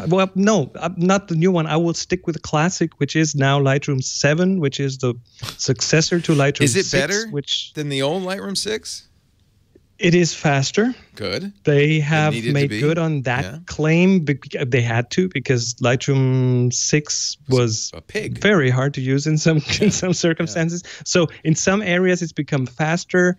It has a new processing engine under the hood for images, which I haven't really seen a difference to the old one. They've improved some areas. Is the user interface the same, or they've changed that? It's exactly the same. Oh, it's exactly the same. Because my fingers know where to go. So the video workshop that I did is 100% applicable to Lightroom Classic CC. It's not different in that respect. Really, it even has a couple of new features which are quite interesting. And so really, this is a fork in the road. It's not It's not a one-way upgrade. You could choose. I think that's where they want to go. Of course, they want to push people towards the new Lightroom version, because that it will cost more, because they give you more storage with it, because they have to, because all your images will live up there. Yeah. Now they say that the client, and I haven't tried it, but they say that the client has a cache built in, so you can be offline, you can import your photos, you can work on them apparently, and then it will go up in the cloud when you go online. So at least that case is kind of taken care of, but still way less features. I know a lot of professionals who need the printing features. I'll tell you what's missing that's absolutely critical. There's no histogram. Oh, if they skip that one, there's no histogram. I can't find it. So you go into the adjustments, you got the same sliders, clarity, vibrance, tint, and all that. But you used to have at the top, you'd have the 3 channels, and you'd have a histogram of the 3 channels. It's gone. And you haven't found a way to bring that back? Well, I haven't played with it that much, but if I can't get that back, that's a non-starter. But I think they don't want that, because I think that confuses people who aren't pros. I think the new Lightroom is a very well, dare I say, a very dumbed down version of dumbed Lightroom. down. That's what it is. What is now Lightroom Classic? Yeah. Well, we got to make sure Adobe hears us and keeps Lightroom Classic, but it's also, as we've talked about, a real opportunity for other companies like MacFun, Serif, the folks who do that great Affinity photo for the iPad, to jump into the mix and say, well, we can do it. I hope they will. I hope that will generate some competition. Yeah. I think that's what Adobe needs at this point. Yeah. So, Classic's still great. In fact, it sounds like it's even better. It's a bit better, yes. You were saying there are 2 new features you really liked? There's the one new feature that's interesting is it has now masks that you can use in, well, you can brush in stuff. You can brush in changes and adjustments to your image. You can now also add a mask to that based on the luminance or the color in the picture, which is, in some cases, a really good feature. So that's something that I like, and it made my catalog much smaller, which I think like that is partially responsible for the speed increase. So it does feel okay. I just hope it won't go the route of other stuff. The root of all evil. Chris Marquardt, go to discoverlightroom.com. You can still learn how to use Lightroom Classic, which is still the best tool for professional photographers. I love it, and that's why we're sad that Adobe, I hope they're not going to abandon it, but learn it. Chris Marquardt's at Discover the Top Floor. He'll be back next week, and we'll talk more about travel photography. Okay, Chris? Absolutely. Have a great week. Leo Laporte, the tech guy. Okay. Very nice. Very good. I'm sorry to throw you that curve, but I think it's pretty timely. I will stand corrected. In fact, what I'll do is I will find out if I can't find that histogram. If that's gone, if that's really not there, that would be a showstopper right there. Yeah. Because so you click on the image. There's some nice features. I mean, there are some nice ease of use features. But you click on the feature, and then now it has on the right the 4 different categories. You click the settings. It opens up all the traditional settings, tint and clarity and stuff. No histogram at the top. I used to drag that all the time to adjust the exposure. Oh, lots of people work that way. That's very convenient, yeah. It would be a weird thing to kill, but it would be it would explain what they're up to. I'll look for it really hard, and by next week I'll be able to come back after the segment and say, no, I just checked. It's still there. Since Adobe went cloud, they have, I think they have, their earnings have skyrocketed. Oh, yeah, because we're paying them every freaking month. Yep. Yeah. I think someone else needs to step in at this point. It's a huge. I'm good friends with Scott Bourne, who's on the MacFun advisory board, and he feels like MacFun is going to be ready to step in with Affinity and a damn solution. But I think you're right. I think Serif could give him a good run because Affinity Pro is pretty amazing. I mean, at least the underlying technology. UI is difficult, but it's there. Well, if they manage to get this under the hood, under one hood in a similar way that Lightroom, that Adobe did with Lightroom, then I think Affinity has the right chops to do it. And they have been working on that. I've seen that on some half-official confirmations on their blogs and forums, especially on the forums, that they are working on a dam that they are just not going to be ready in 2017. So I sure hope that it's the same thing with they're shifting resources at this point. MacFun says our dam will be ready in 2018. We'll see. Digital asset management. It's the big part of it. Lightroom lets you import all your photos and manage them. Uncle Bick, I don't know. You would know if you have the new one. It looks so different. You would say. So the fact that you're saying if mine is up to date tells me you don't have the new one. If it looks like Lightroom. If you only click upgrade in the Lightroom CC control panel, then you have Classic. You have to buy the new one. You'll know if it's updated. You'll say, what the hell? This is a different program. This is nothing like the old Lightroom. And did you did you import your catalog? Did you well, actually, you still have to do that for the new one, right? If you upgrade to Lightroom Classic, then it'll offer you to upgrade the catalog. Okay. The thing that I found a bit scary there is that it didn't, of course, on the Mac, it didn't change any of my shortcuts and stuff. So because it changed the name of the app, all the quick start links in the dock and stuff were were not working anymore, and then threw an error message for some weird reason. So I think once you go that way to the Classic, you can't really go back. Yeah. At least not easily. Yeah. Plus, it's one of the things that was important about Lightroom is that you had direct management of your files. There's a lot of like, oh, don't worry about that. We'll do that. No. In the new Lightroom, the package is all into one. You don't want to worry about your files, where your folders are. You don't want to worry. Like, I'm trying to figure out, well, where are these importing? How are they importing? Well. Leo Laporte, the tech guy. Sharon. 8888, ask Leo. We're talking high tech. Mark in Vienna, Virginia. Hi, Mark. Hello there. How you doing? I am doing well. How are you? I'm doing fine. I'm enjoying a rainy day because I put grass seed down yesterday. Oh, man, your timing was very good. Yes, and it's a gentle soaking rain. Oh, man, it's as if you planned it. Yes, well, I did. Oh. I planted the grass seed. Good. Well, enjoy your new lawn. I wish we could have lawns out here in California, but they're kind of, we don't get enough rain to really justify it.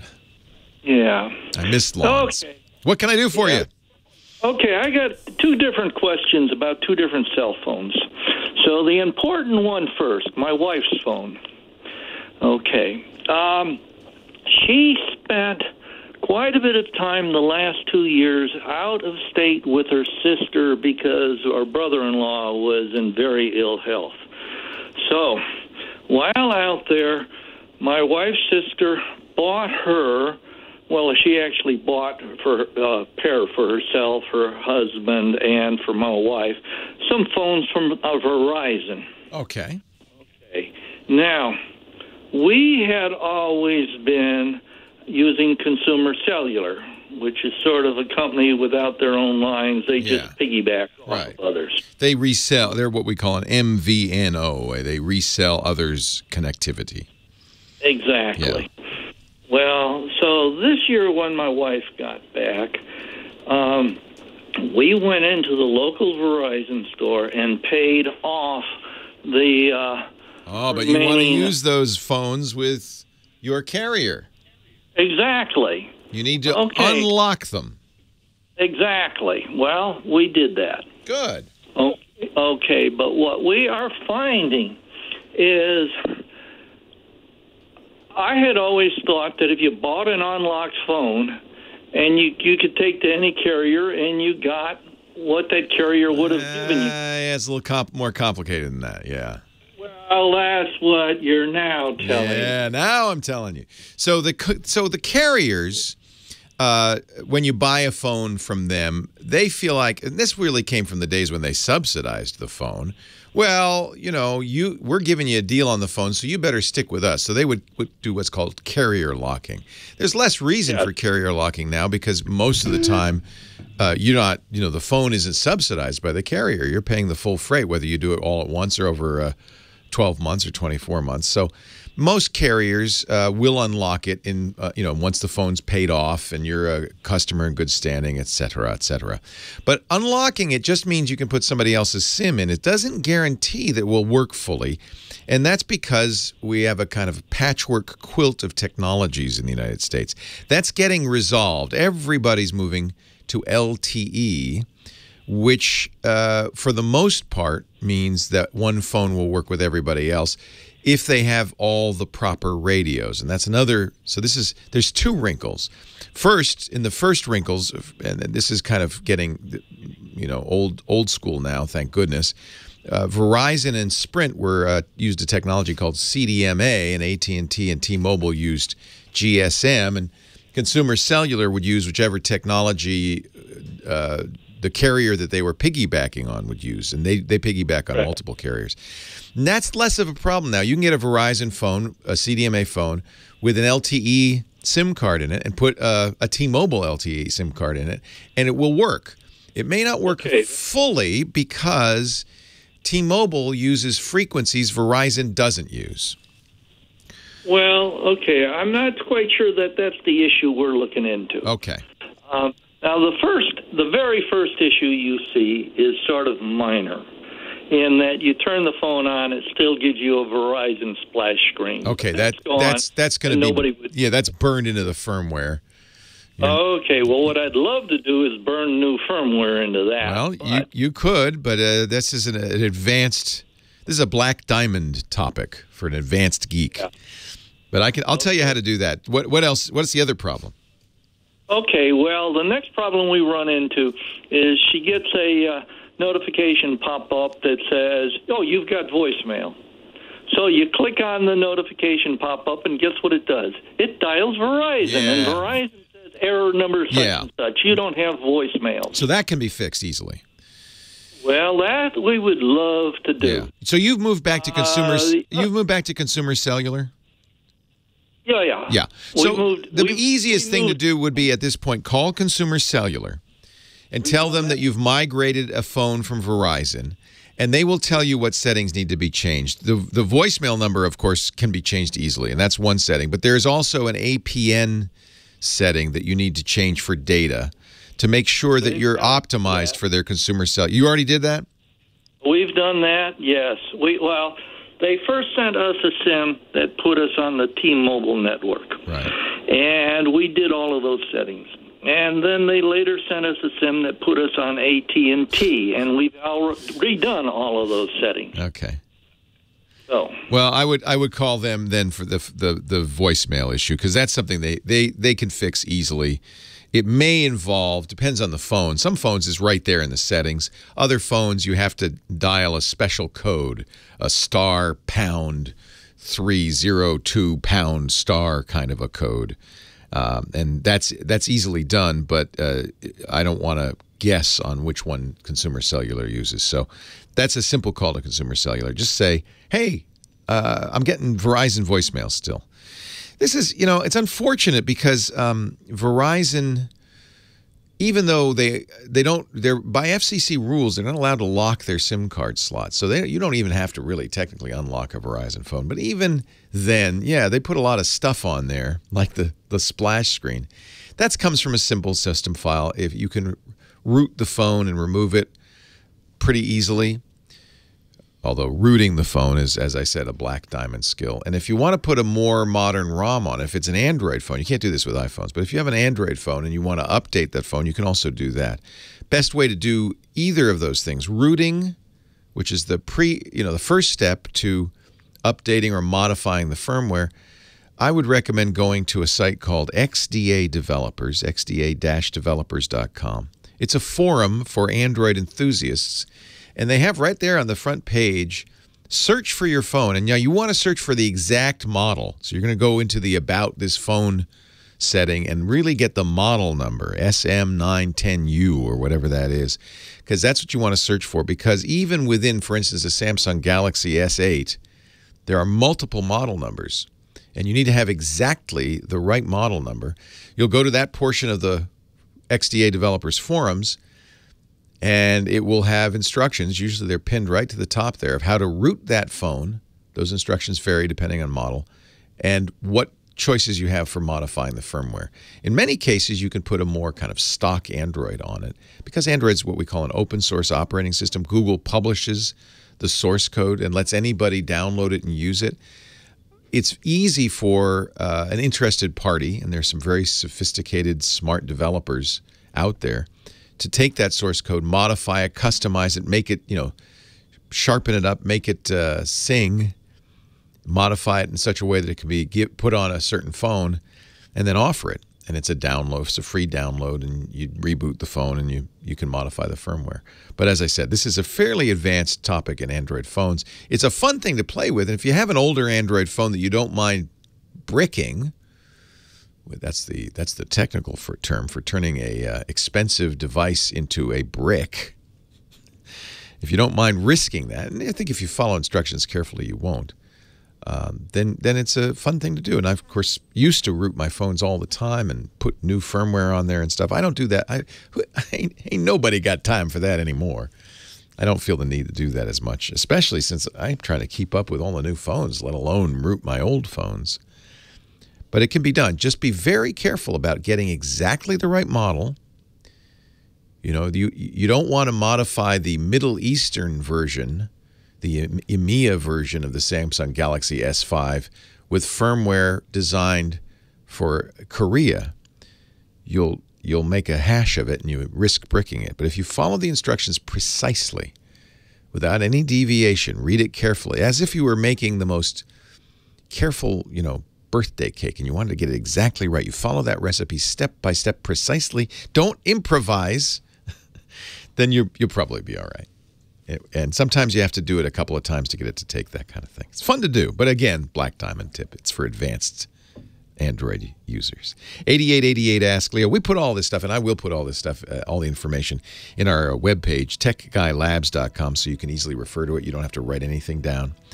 It's free. There's no sign-up. I don't want your email address. Keep it to yourself. techguylabs.com. And just go to this show and hour number 2, last call, and lots of information there. Well, hey, how are you today? Leo Laporte, the tech guy. Time to talk computers, the internet, home theater, digital photography, smartphones, smartwatches. 8888 Ask Leo is the phone number. 888-827-5536. Toll free from anywhere in the U.S. Or Canada. And let's see here. Pat in Louisiana, Hornback, Louisiana. Hey, Pat, Leo Laporte, the tech guy. Hey, thanks for taking my call. George, you had on earlier, he had mentioned, good products and stuff. Well, I wanted to give you a story what happened to my son and his iPod. Yes. He was in the Army. He still is. In 2009, he was in Iraq. In the vehicle that he was in, he was a gunner. They hit an IED. Oh, dear. And some shrapnel came up and hit him in his left breast pocket, and that's where his iPod was. And when he was done and everything, he took it out. He turned it on, and it worked. Oh, my God. And he's okay? Oh, yeah. Yeah, he's fine. Is he back home? Oh, yes. He's still in the Army. And, did he save the iPod with the shrapnel wound? He did, and then it was stolen out of his vehicle on base. That's a shame, because that's something you put on the mantle saying, this iPod saved my life. Yeah. But wow. Somebody was going around stealing iPods and other Apple products because Blockbuster was having, not Blockbuster, but it's that game store, GameStop, was having some sort of promotion where they would give them money for those those things. I'm sorry. Yeah, because wouldn't that be a great souvenir? Thank God he's home, he's safe, he's okay. I'm sure you feel that way. That's a scary thing to have a son in the line of fire like that. Now, you don't want to get that call, Mom, I was hit by an IED. Well, we didn't find out about it until he was back home and stuff, and they're not allowed to talk about certain things, so until it's way done and over with. So, yes, he's blessed, and, I just thankful to all of our soldiers that are out there doing what they need to do to keep us safe. But I just wanted to put that on there that Apple does make good products. And I was really shocked when he told me, hey, Mom, it's working, and he proved it to me. It is built like especially the older iPods were built like a tank. They were really, really tough. I'm not sure I'd want to use an iPod Nano or one of the new iPod Touches to save your life. But those old iPods, man, they could stop a bullet. Hey, really nice to talk to you, Pat. Thank your son for his service. Yeah. I will. What a great story. And hey, you've got some great ideas out there, so I'm glad I listened to your show. I am too. Thank you, Pat. I really appreciate it. Wow, what a story. I remember from, the Great War and World War II, people getting saved by a Bible, right? I had a Bible in my breast pocket, bullet hit the Bible, but an iPod? And it still worked? What? I don't think Apple planned for that, but that is a great, great story. Daryl, New Jersey, Leo Laporte, the tech guy. Hi, Daryl. Hey, Leo. How you doing? Long time listener. Thank you. I appreciate it. I try to buy all the stuff that your sponsors are. Oh, they appreciate that. Thank you. That Epson Fast Photo I've had it for a while. Well, what do you think of that? Digitizing all the old family photos. It's great. Yeah, it's a scanner designed for one purpose, which is to take those shoe boxes of photos and to turn them into digital photos, and it does that really, really well. Do you use it for other things now too? Just the photos for now. Yeah, I mean, it's really what it's designed to do. Yeah, good. Yeah, and I'm talking to you on a Pixel 2 XL, and how is it? I haven't had any of these problems that everyone's talking about. The thing is great. Hallelujah. I've downloaded 8.1, the beta, and it's perfect. Knock on wood. So one of the things, and my one of my co-hosts, Stacy Higginbotham, has the small Pixel 2, and she had the problem with the squealing and the clicking. I haven't had that either. And you haven't had that. And I think that maybe by going to the latest version of Oreo, and you're on a developer version, which isn't out quite yet, but I think that may also be one way to fix all of this. Oh, I'm so, I'm very pleased to hear it because I really was excited about it. I'm waiting because I decided I wanted the black and white with the orange button. Right, the Panda. The Panda. Apparently that won't be out till next month, but I'm glad to hear it. So, because I also want to recommend this phone because it is the most secure version of Android, and I think Google does a beautiful job with their Android devices. I agree. How about the squeeze? Do you like that? So you squeeze it to get the Google Assistant to start up. The squeeze is good, but maybe they're going to. Well, I don't know if they can change it, but when you squeeze it from an off position, you can talk to the assistant, but the lock screen is still there. That's to protect you, I'm sure. Yeah, as it should. This was a problem with some iPhones where you could ask Siri questions like, what's my home phone number? and it would tell you without being unlocked. So I think most of the companies are kind of limiting what can go on until you unlock the phone. That makes sense. Well, hey, it's really nice to hear. That's great. This is going to be the show where stuff works. This is a first. So what's your question? I bought an SSD to replace a rotating drive in an Acer laptop, and it was a Hyper, the Hyper from Kingston, and it came with the bundle and everything. Very nice SSD. I like it a lot. It's great, and it's so fast. But the drive that I replaced was a 750 gig, and this one was a 960. I cloned it, and then when I look at the size of the drive, when it's in there, it still reads 750. And I thought maybe there's an easy way to get that other space shown. Yeah. So some cloning software won't do that. This cloning software was a little too accurate. It made the bigger drive smaller to make it exactly the same. So that depends on the cloning software. Some cloning software will say, I see the new drive is bigger, but that doesn't matter. I'm just going to copy what I have from the smaller drive over. Now you can resize the drive. You're on Windows or Mac? Windows. So what you'll want to do is on Windows 10... Windows 10, yeah. Yeah. Hit the Windows key X at the same time. That opens up that or right-click on the Start menu, same thing. You get that special menu, and you're going to go to the System Management console and go to Drive Management, Storage Management. And in there, it's basically a very nice partitioner. And one of the things it can do non-destructively is expand a partition. So assuming that the rest of that drive is unallocated, you should be able to expand into it and use up all the 960. Okay, expand your partition. Hey, thanks for the call. I appreciate it. Thanks, Leo. Okay, Daryl. Take care. That's one of the things they've done nicely, I think, on Windows 10. And maybe Windows 7 and 8 had it too. But the System Management Console is the more advanced part of it. And it's easy to get into, and it's certainly worth exploring. You just go to your Start menu, and you right-click on it, and you'll get it's a dark menu, not the tiled menu that you're used to. Actually, you can go directly to Disk Management. You don't have to go to Computer Management. You can go directly to Disk Management, and you'll see the graphical display of what your drives are, what's occupied, and you can use that to, in many cases, non-destructively manage it. It used to be when we played with partitions, those are the logical divisions within a physical drive, kind of like partitions, like cubicles in your office. You take an office and divide it up with cubicles. You take a hard drive and divide it up with partitions.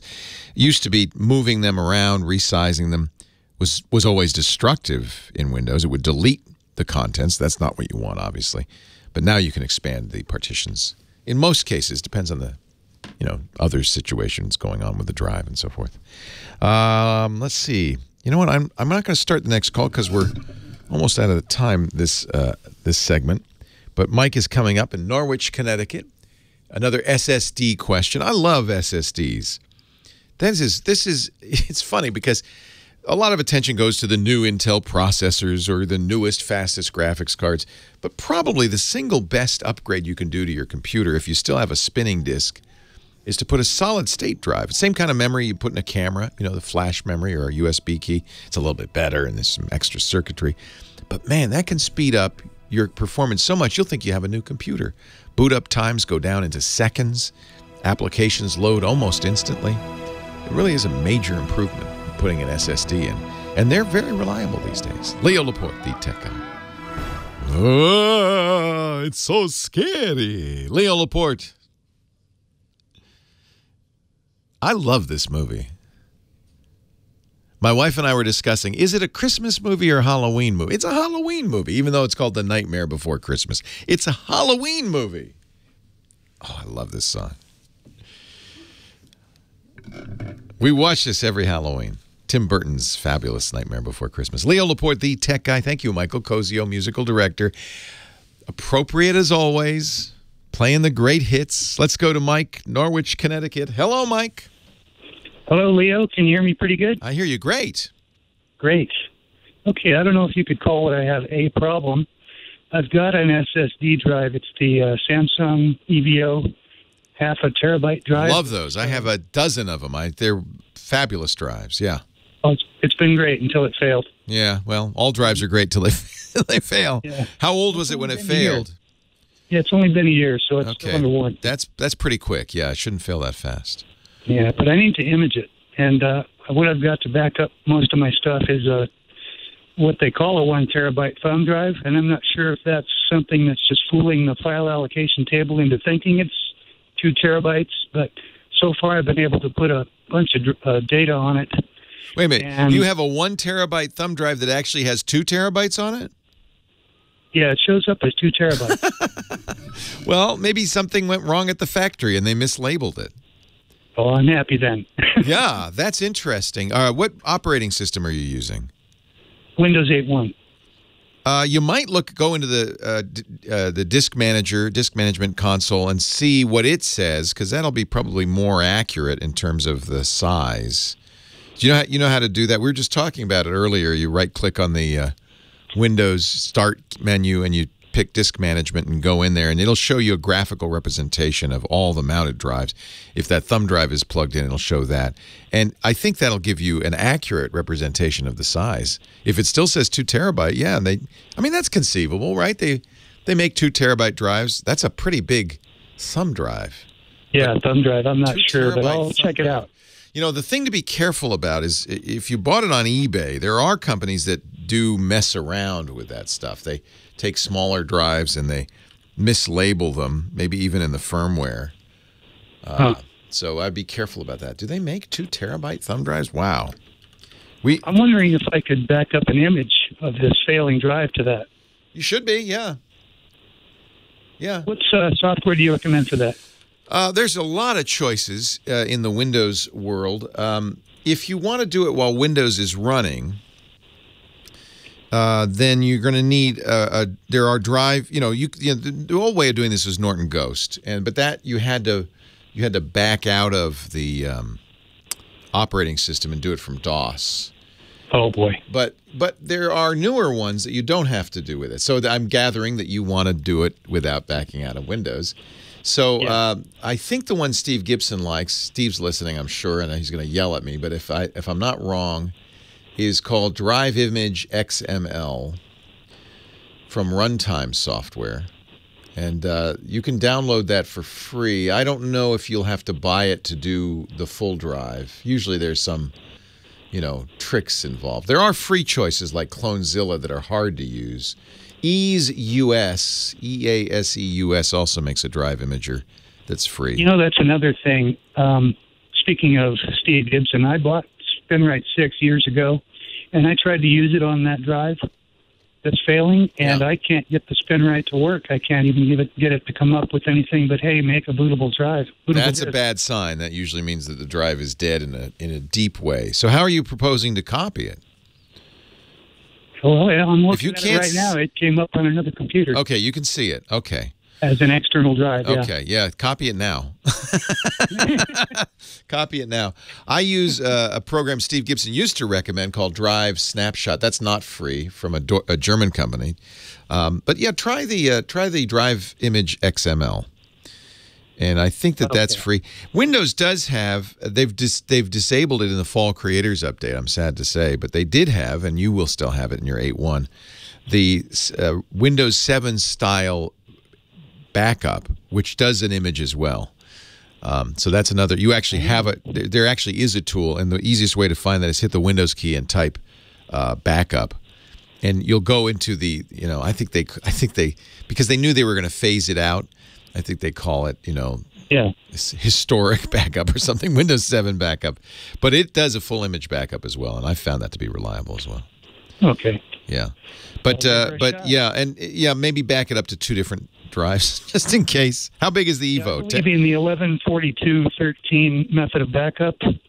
Yes, that's what I do. Yeah, we talked about 321, but that's far too small for many of us. Yes. Yeah. Make many, many, many, many copies. Good for you. Good for you. You won't lose any data that way.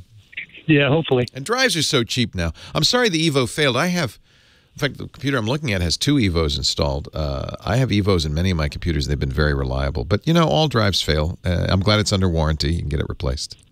What's the difference between those and the EVO Pro? Yeah, they make the new Pros. Those are faster. They use a different technology. They're more expensive. If you can afford a Pro, get a Pro. But this thing makes my eyes bleed booting up. It's 10 I know. Under the desktop. And a Pro is really overkill for most for an older computer because it can't handle all the speed. But it's really more about price than anything else. They use a newer technology. All right. I'll give her a shot. Happy Halloween. Hey, by the way, do you know what kind of ghost haunts the chickens? No, what kind of ghost haunts the chickens? A poltergeist. Okay, that was terrible, and I laughed. I mean, just encouraging him. Thank you, Mike. Happy Halloween. All right, you too. Bye-bye. That's what we call a dad joke. Poltergeist, I like it. I'm going to use that on my kids. Let's see. Kingnan in L.A. Kingnan. Hello, Kingnan. That's my name. Thank you. Hi, Leo. How's it going? It's going great. How are you? I'm good. Is it a good time to talk to you?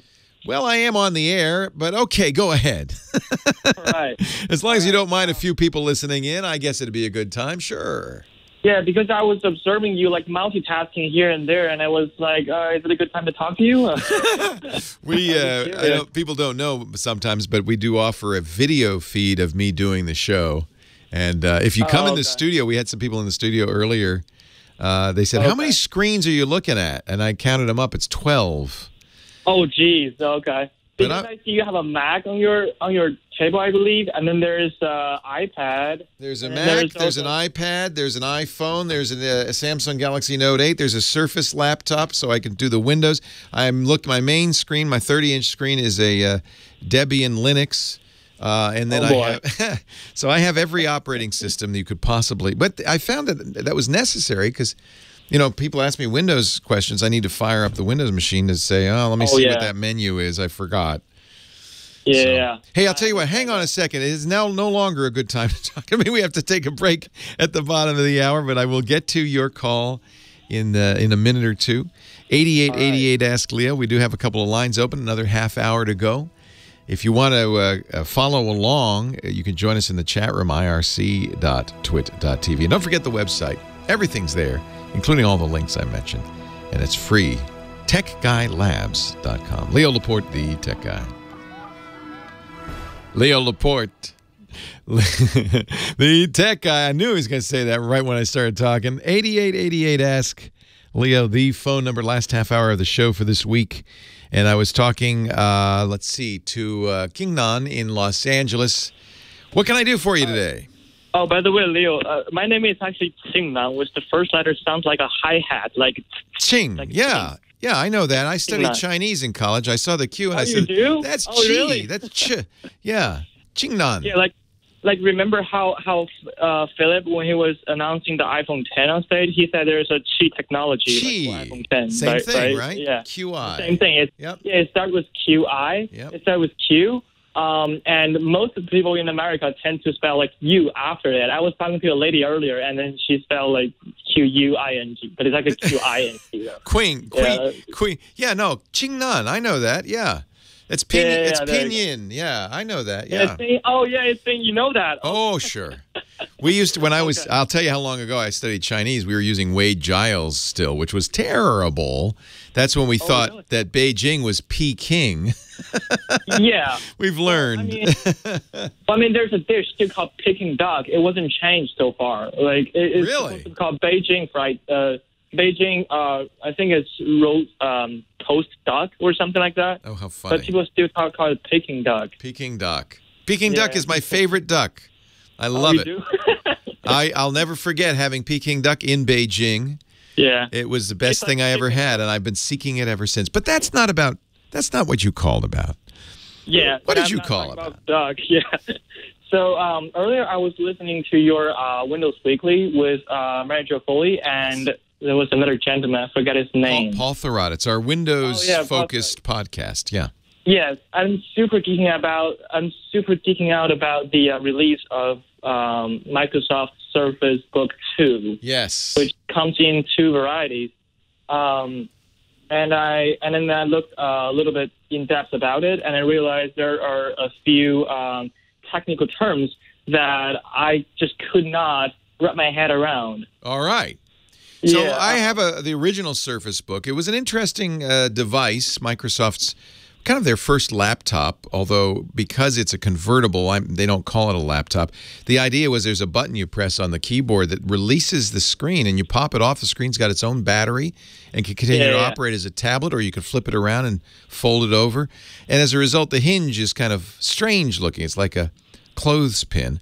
But apparently it sold well enough to have them update it, and just a month ago they announced a new Surface Book, which is even faster and better. So what are the technical, more likely the jargon terms they're using that you're wondering about? So I have a few. I remember on the show you mentioned there was a 8650U processor. I remember you mentioned that. I took note of it. And then there is also like and then it can pump up to 4.2 max turbo. So I'm just a little bit confused about it. Yeah, no, you're not alone, because Intel has confused the world mightily with its processor names and designations. Okay. So, for instance, there's the latest generation of processors that Intel makes are called Coffee Lake. They call them eighth generation processors, except there are some Kaby Lake that are also called 8th generation processors, which makes no sense at all. Kaby Lake is really the 7th generation, but Intel's, you know, it's remember, it's a lot of this is just marketing, and what Intel unfortunately tends to do is baffle people. Yeah. If you Google Intel roadmap, you can find this slide that kind of explains what's going on. But my strongest suggestion is to go to a site called AnandTech, ANANDTECH. They review in great depth the Intel processors, the new generations, what's pro and con, and they'll tell you more about what the 8650 does, which is the kind of the, I guess that's the middle and high-end Surface Books compared to the older processor. But I'll be honest with you, in my opinion, when you're buying a laptop, it probably doesn't pay to put an i7 in it. Now, so the 8650 is an i7, and I've made the mistake of buying i7s just because, well, it's better than an i5, right? I want the best. Yeah. In fact, my Surface Book was an i7 until I did some research and found out that because of the thermal constraints in laptops, they get hot, and there's not a lot of room for cooling in there. i7s are rarely allowed to run at full speed, and they won't. So they won't tell you. You know, they'll tell you the spec that Intel says for those chips, but what they won't tell you is it'll never run that fast. So, so you can often overbuy, and you know, of course, it's more complicated than merely saying, "Oh, get an i5, not an i7." Some i7s will run, and you know, this 8650 has 4 processors. It's quad core, and it does get up to a top speed of 4.2 gigahertz in theory. But almost certainly, if you were running it in a laptop, it would never get that fast. Okay. So now that may, Intel trying to solve that, of course, and they're trying to make these cooler, and perhaps in time that will be incorrect advice. But it's and at this point, I would really love to get a processor guy on, and he can tell me. I'd like to hear if I buy a top of the line i7 processor for my laptop, let's say the 8650U, is it going to run at full speed ever? It's been my experience it doesn't. So in other words, unless you really know that you're going to need this in every respect, I'd get the i5, save some money, and maybe get the 15-inch instead of the 13, or get more RAM. I like 15-inch. Unfortunately, one of the things I don't like about the way Microsoft sells laptops is they don't, Dell and Lenovo will let you configure all sorts of things. The way Microsoft just puts them in bins. So if you get the i5, you can't get the larger hard drive, or you can't get as much RAM. If you want more RAM, you're going to have to get a i7, that kind of thing. Oh, that's about cool. I don't like that. I do, I think you need 16 gigs. It looks like they do sell. Let's see if they sell an i5. No, see, the i5 is only 8 gigs. See, the 16 gigs of RAM would do more for you than the i7 processor. Oh, okay. Yeah. So, it's and there's a big difference. So, the i5, 13.5-inch i5. That was my alarm. Sorry. Yeah, it's 14. It's okay. It was $1,499. But that's only 8 gigs of RAM and a 256 gig hard drive. What if you wanted 16 gigs of RAM and a 512 hard drive? Well, you're going to spend $1,000 more. Oh, wow. And I feel like that's unfortunate. Now the graphics card is better, and that does make a difference. You're going to get a 1050 NVIDIA card instead of the Intel-based graphics. Do you play the game on this laptop? Well, I mean, I do play Grand Theft Auto, and currently I'm playing it on the boot camp on my Mac. Oh, this will be much better than that. Okay. Boot camp does not perform very well. So, you might want to look at, I hate to say it, but you might want to look at the i7, just because, not because you want the i7, but because you want the GTX 1050 graphics card, a little more RAM, and it will make a big difference in Grand Theft Auto. Is it called GTX, or I heard somebody saying G-Force or something? Is there a difference between these two? Are they all graphic cards? So there is a big difference. So the lower end Surface Books 2s use the Intel motherboard-based graphics, the graphics that comes with the chip, the Iris graphics. Okay. And the higher end ones have a dedicated GPU. It's actually in the keyboard. So as soon as you detach the tablet, you lose that.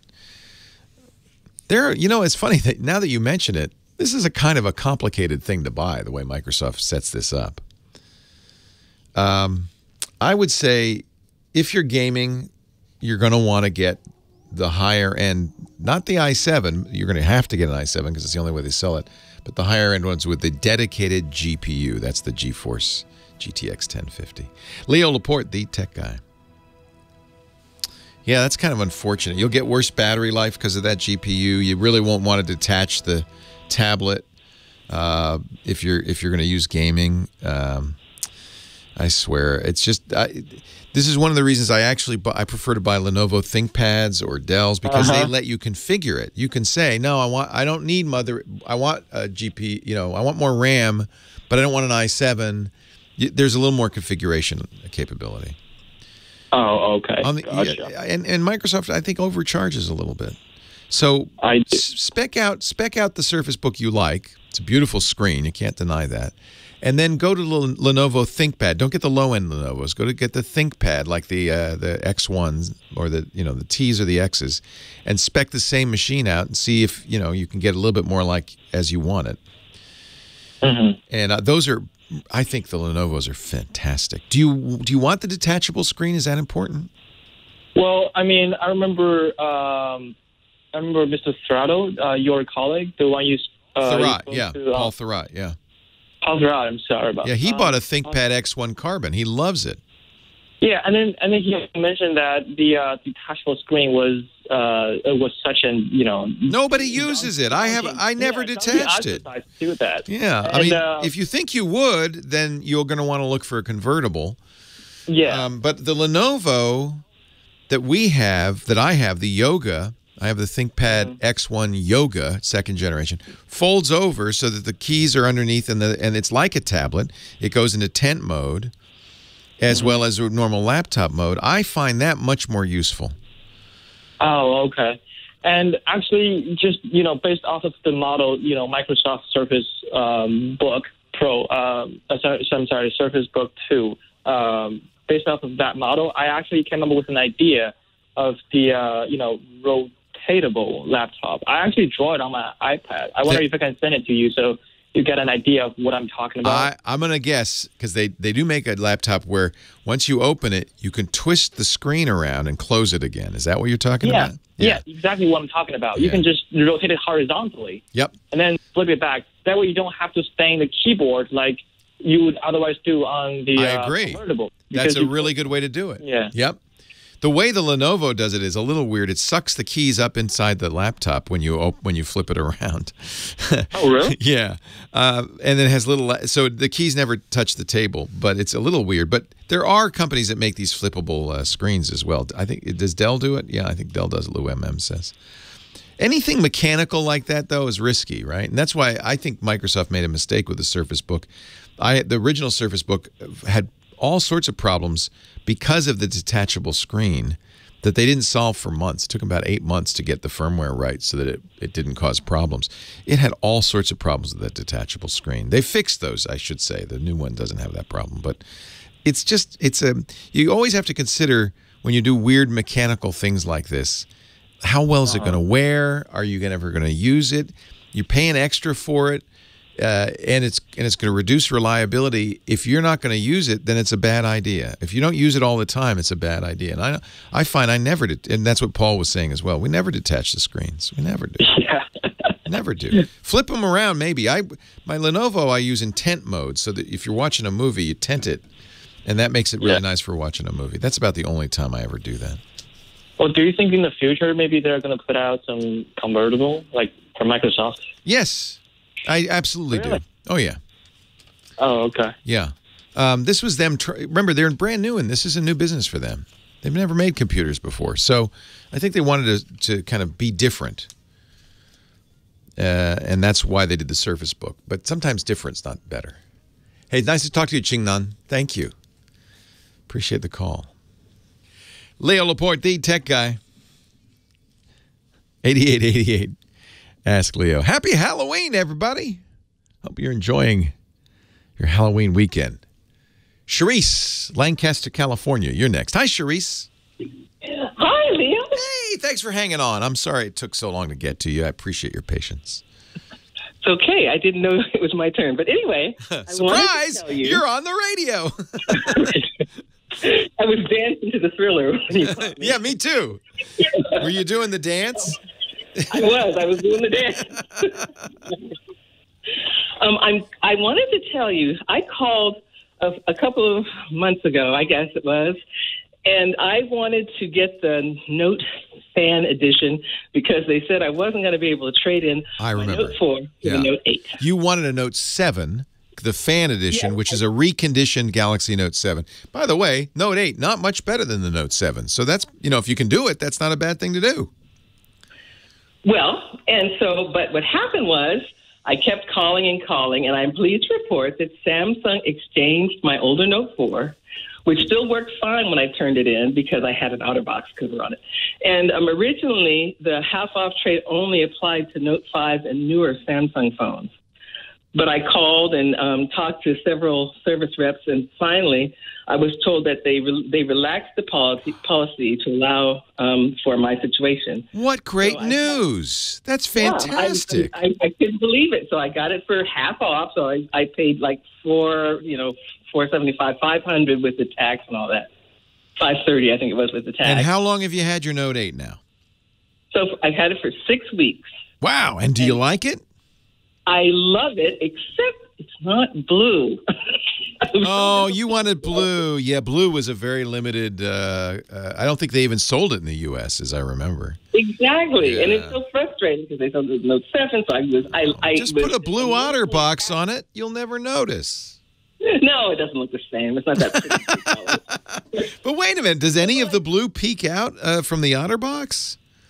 Well, I bought a. Well, no, it doesn't. No. I didn't. I didn't have an OtterBox for my Note 7 though. I had a clear case. Yeah, I use a clear case because I want it to show through too. I have a little clear Spigen, S-P-I-G-E-N case that I use on my Note 8. Just to protect. Yeah, and I have the E-Blazon, same thing, clear, and I got the gray, the light purplish gray weird color. That's pretty good. Now you got a little purple phone. Yeah, it's not really purple. It's kind of gray. Purplish. Purple cast. Okay, I'll take that. But I think the battery life is really, really, really good. It is, isn't it? Yeah. It goes all day, and it charges in like 30 minutes to a full charge. Isn't that awesome? So do you use the wireless charger or do you use a plug-in charger? I use both. Yeah, I love wireless. The I wireless really do. is faster, I think. Yeah. I'm glad that, they have a special fast charge for the wireless that works quite well. Yeah. Yep. I use it all the time. I just wanted to say, since today is the day of giving companies credit when they do something right, I'm so thoroughly pleased and happy that Samsung went ahead and honored, my exchange. I am so pleased, Cherise, and thank you. And we might make this a new thing on the show, the Happy Tech Guy show, the I Love My Company show. Yes, we should, because we really should praise companies when they do well. We're certainly quick to blame them when they don't. So I'm glad that they did that. I'm really glad you got your 8, and it's better in many ways than the 7, isn't it? Yes, it is. Yeah. The screen is beautiful. Oh, there's no screen. Beautiful. Here's the good news. There won't be anybody to come even close this year. Not anybody at all. This is an amazing screen. Yep. And unlike Apple, there's no notch cut out of the top. So I don't even know, since I'm not an Apple user anymore, I don't really know what that means. What do you mean the notch? Well, and there's really Apple's using probably exactly the same screen as on the Note 8 or something. It's certainly from Samsung, so it'll be very similar. But what they elected to do is to go all the way to the top. On our Note 8s, they stop just short of the camera and the speaker, right? So that it's a normal screen. But Apple decided to go all the way to the top and then just cut a notch in the screen to make room for the camera and the speaker. That's ooh is right. Ooh is exactly the right. Like, what? What are you thinking? And I use my headphone jack every day. So yeah, I'm glad. That's another thing. Why Apple? If Samsung can make a top of the line phone and fit in all these features, including a stylus, and still have a headphone jack, what do you mean you don't have enough room for a headphone jack? I don't understand. Yeah. How could that be? Now the Samsung phone is taller. In fact, it's kind of weirdly tall and skinny. That takes a little getting used to. It's a 2:1 aspect ratio, but what that means is you get more real estate, but you can still hold it in your hand, one hand. Yeah, it looks ridiculously large, but you get used to it. And it's normal for me. Yeah, you do. You're getting used to it. Yeah. I don't know if I'll hate the notch. I just think it's a weird aesthetic decision. I don't think it's as bad a decision as getting rid of the headphone jack. That is incomprehensible. And again, you got to use Samsung as an example and say, well, they didn't have to get rid of it. Google's doing the same thing. Why get rid of this headphone jack? I just don't understand it. I just don't understand. I'll keep going back to Samsung because of that. Yeah. Well, I'm glad you're happy with your Note 8, and so far, no Note 8 explosions, I'm happy to say. It doesn't get warm. It doesn't get warm at all, yeah. And it's funny because they did put a smaller battery in to avoid that problem they had with the Note 7, and yet battery life is excellent. Yeah. Yeah. I find that too. I'm often, at the end of the day, still at 70 or 80%. Okay. Hey, thank you, Cherise. One quick short little question about Windows, because I did get a Surface Book too, and I got that new update. Has anybody heard anything bad about that update? It's finishing right now. No, you're going to like it. The one thing that I'm curious what people are doing, you're talking about the Fall Creators Update, which is going out to everybody now. Windows is now a little bit of a different beast where they're not going to do another version of Windows 11. They're just going to update Windows 10 twice a year, usually, sometimes 3 times a year. This is the big fall update. The only thing I noticed is it adds a little icon in your system tray, a people icon, and I think most people just delete that and go on, go on with their life. There are a few new features, but I don't think it's anything. I think mostly it's under the hood for this. Okay. Enjoy your new. That's nice. You got the new Surface Book too. You recommend it? Oh, no, I didn't get the new one. Oh, okay. I got the old one, Okay. but I got the expensive one. I did. I went all bells and You whistles. kind of have to. I did that too because you need more RAM. You need it. You need the specs. You may never use the speed of the i7, but you need the RAM. Right, but I do detach my screen because I use it for teaching. And I just use the screen to walk around the class, and I also use it to, I'm a librarian, so I use it to walk around and look things up in the... Now I get it. That makes a lot of sense for you. So, and that's the question anybody should ask before they look at a Surface Book. Am I going to detach the screen? If you're not, then don't. But if you are, and you obviously do, it's a good choice. Yep, it works for me. Thanks, Charisse. Really nice to talk to you. Thank you so much. Have a great day. And what's your costume going to be on Tuesday in the library? Oh, I'm one of those people that don't celebrate. Good, me neither. Well, our costume is looking normal. I am serving Halloween cupcakes, though. Oh, good. That's all anybody could ever ask. Yep, that's it. Thanks, Charisse. Thanks to Michael Cozio, our Halloween music director, Kim Schaffer, our band leader. I'm Leo Laporte. Thanks to you most of all for joining us. I'm The Tech Guy. We'll see you next time. Well, that's it for the Tech Guy Show for today. Thank you so much for being here. And don't forget, TWIT, T-W-I-T. It stands for This Week in Tech, and you'll find it at twit.tv, including the podcasts for this show. We talk about Windows on Windows Weekly, Macintosh on Mac Break Weekly, iPads, iPhones, Apple Watches on iOS Today, security on Security Now. I mean, I can go on and on and on. And, of course, the big show every Sunday afternoon, This Week in Tech. You'll find it all at twit.tv. And I'll be back next week with another great Tech Guys show. Thanks for joining me. We'll see you next time.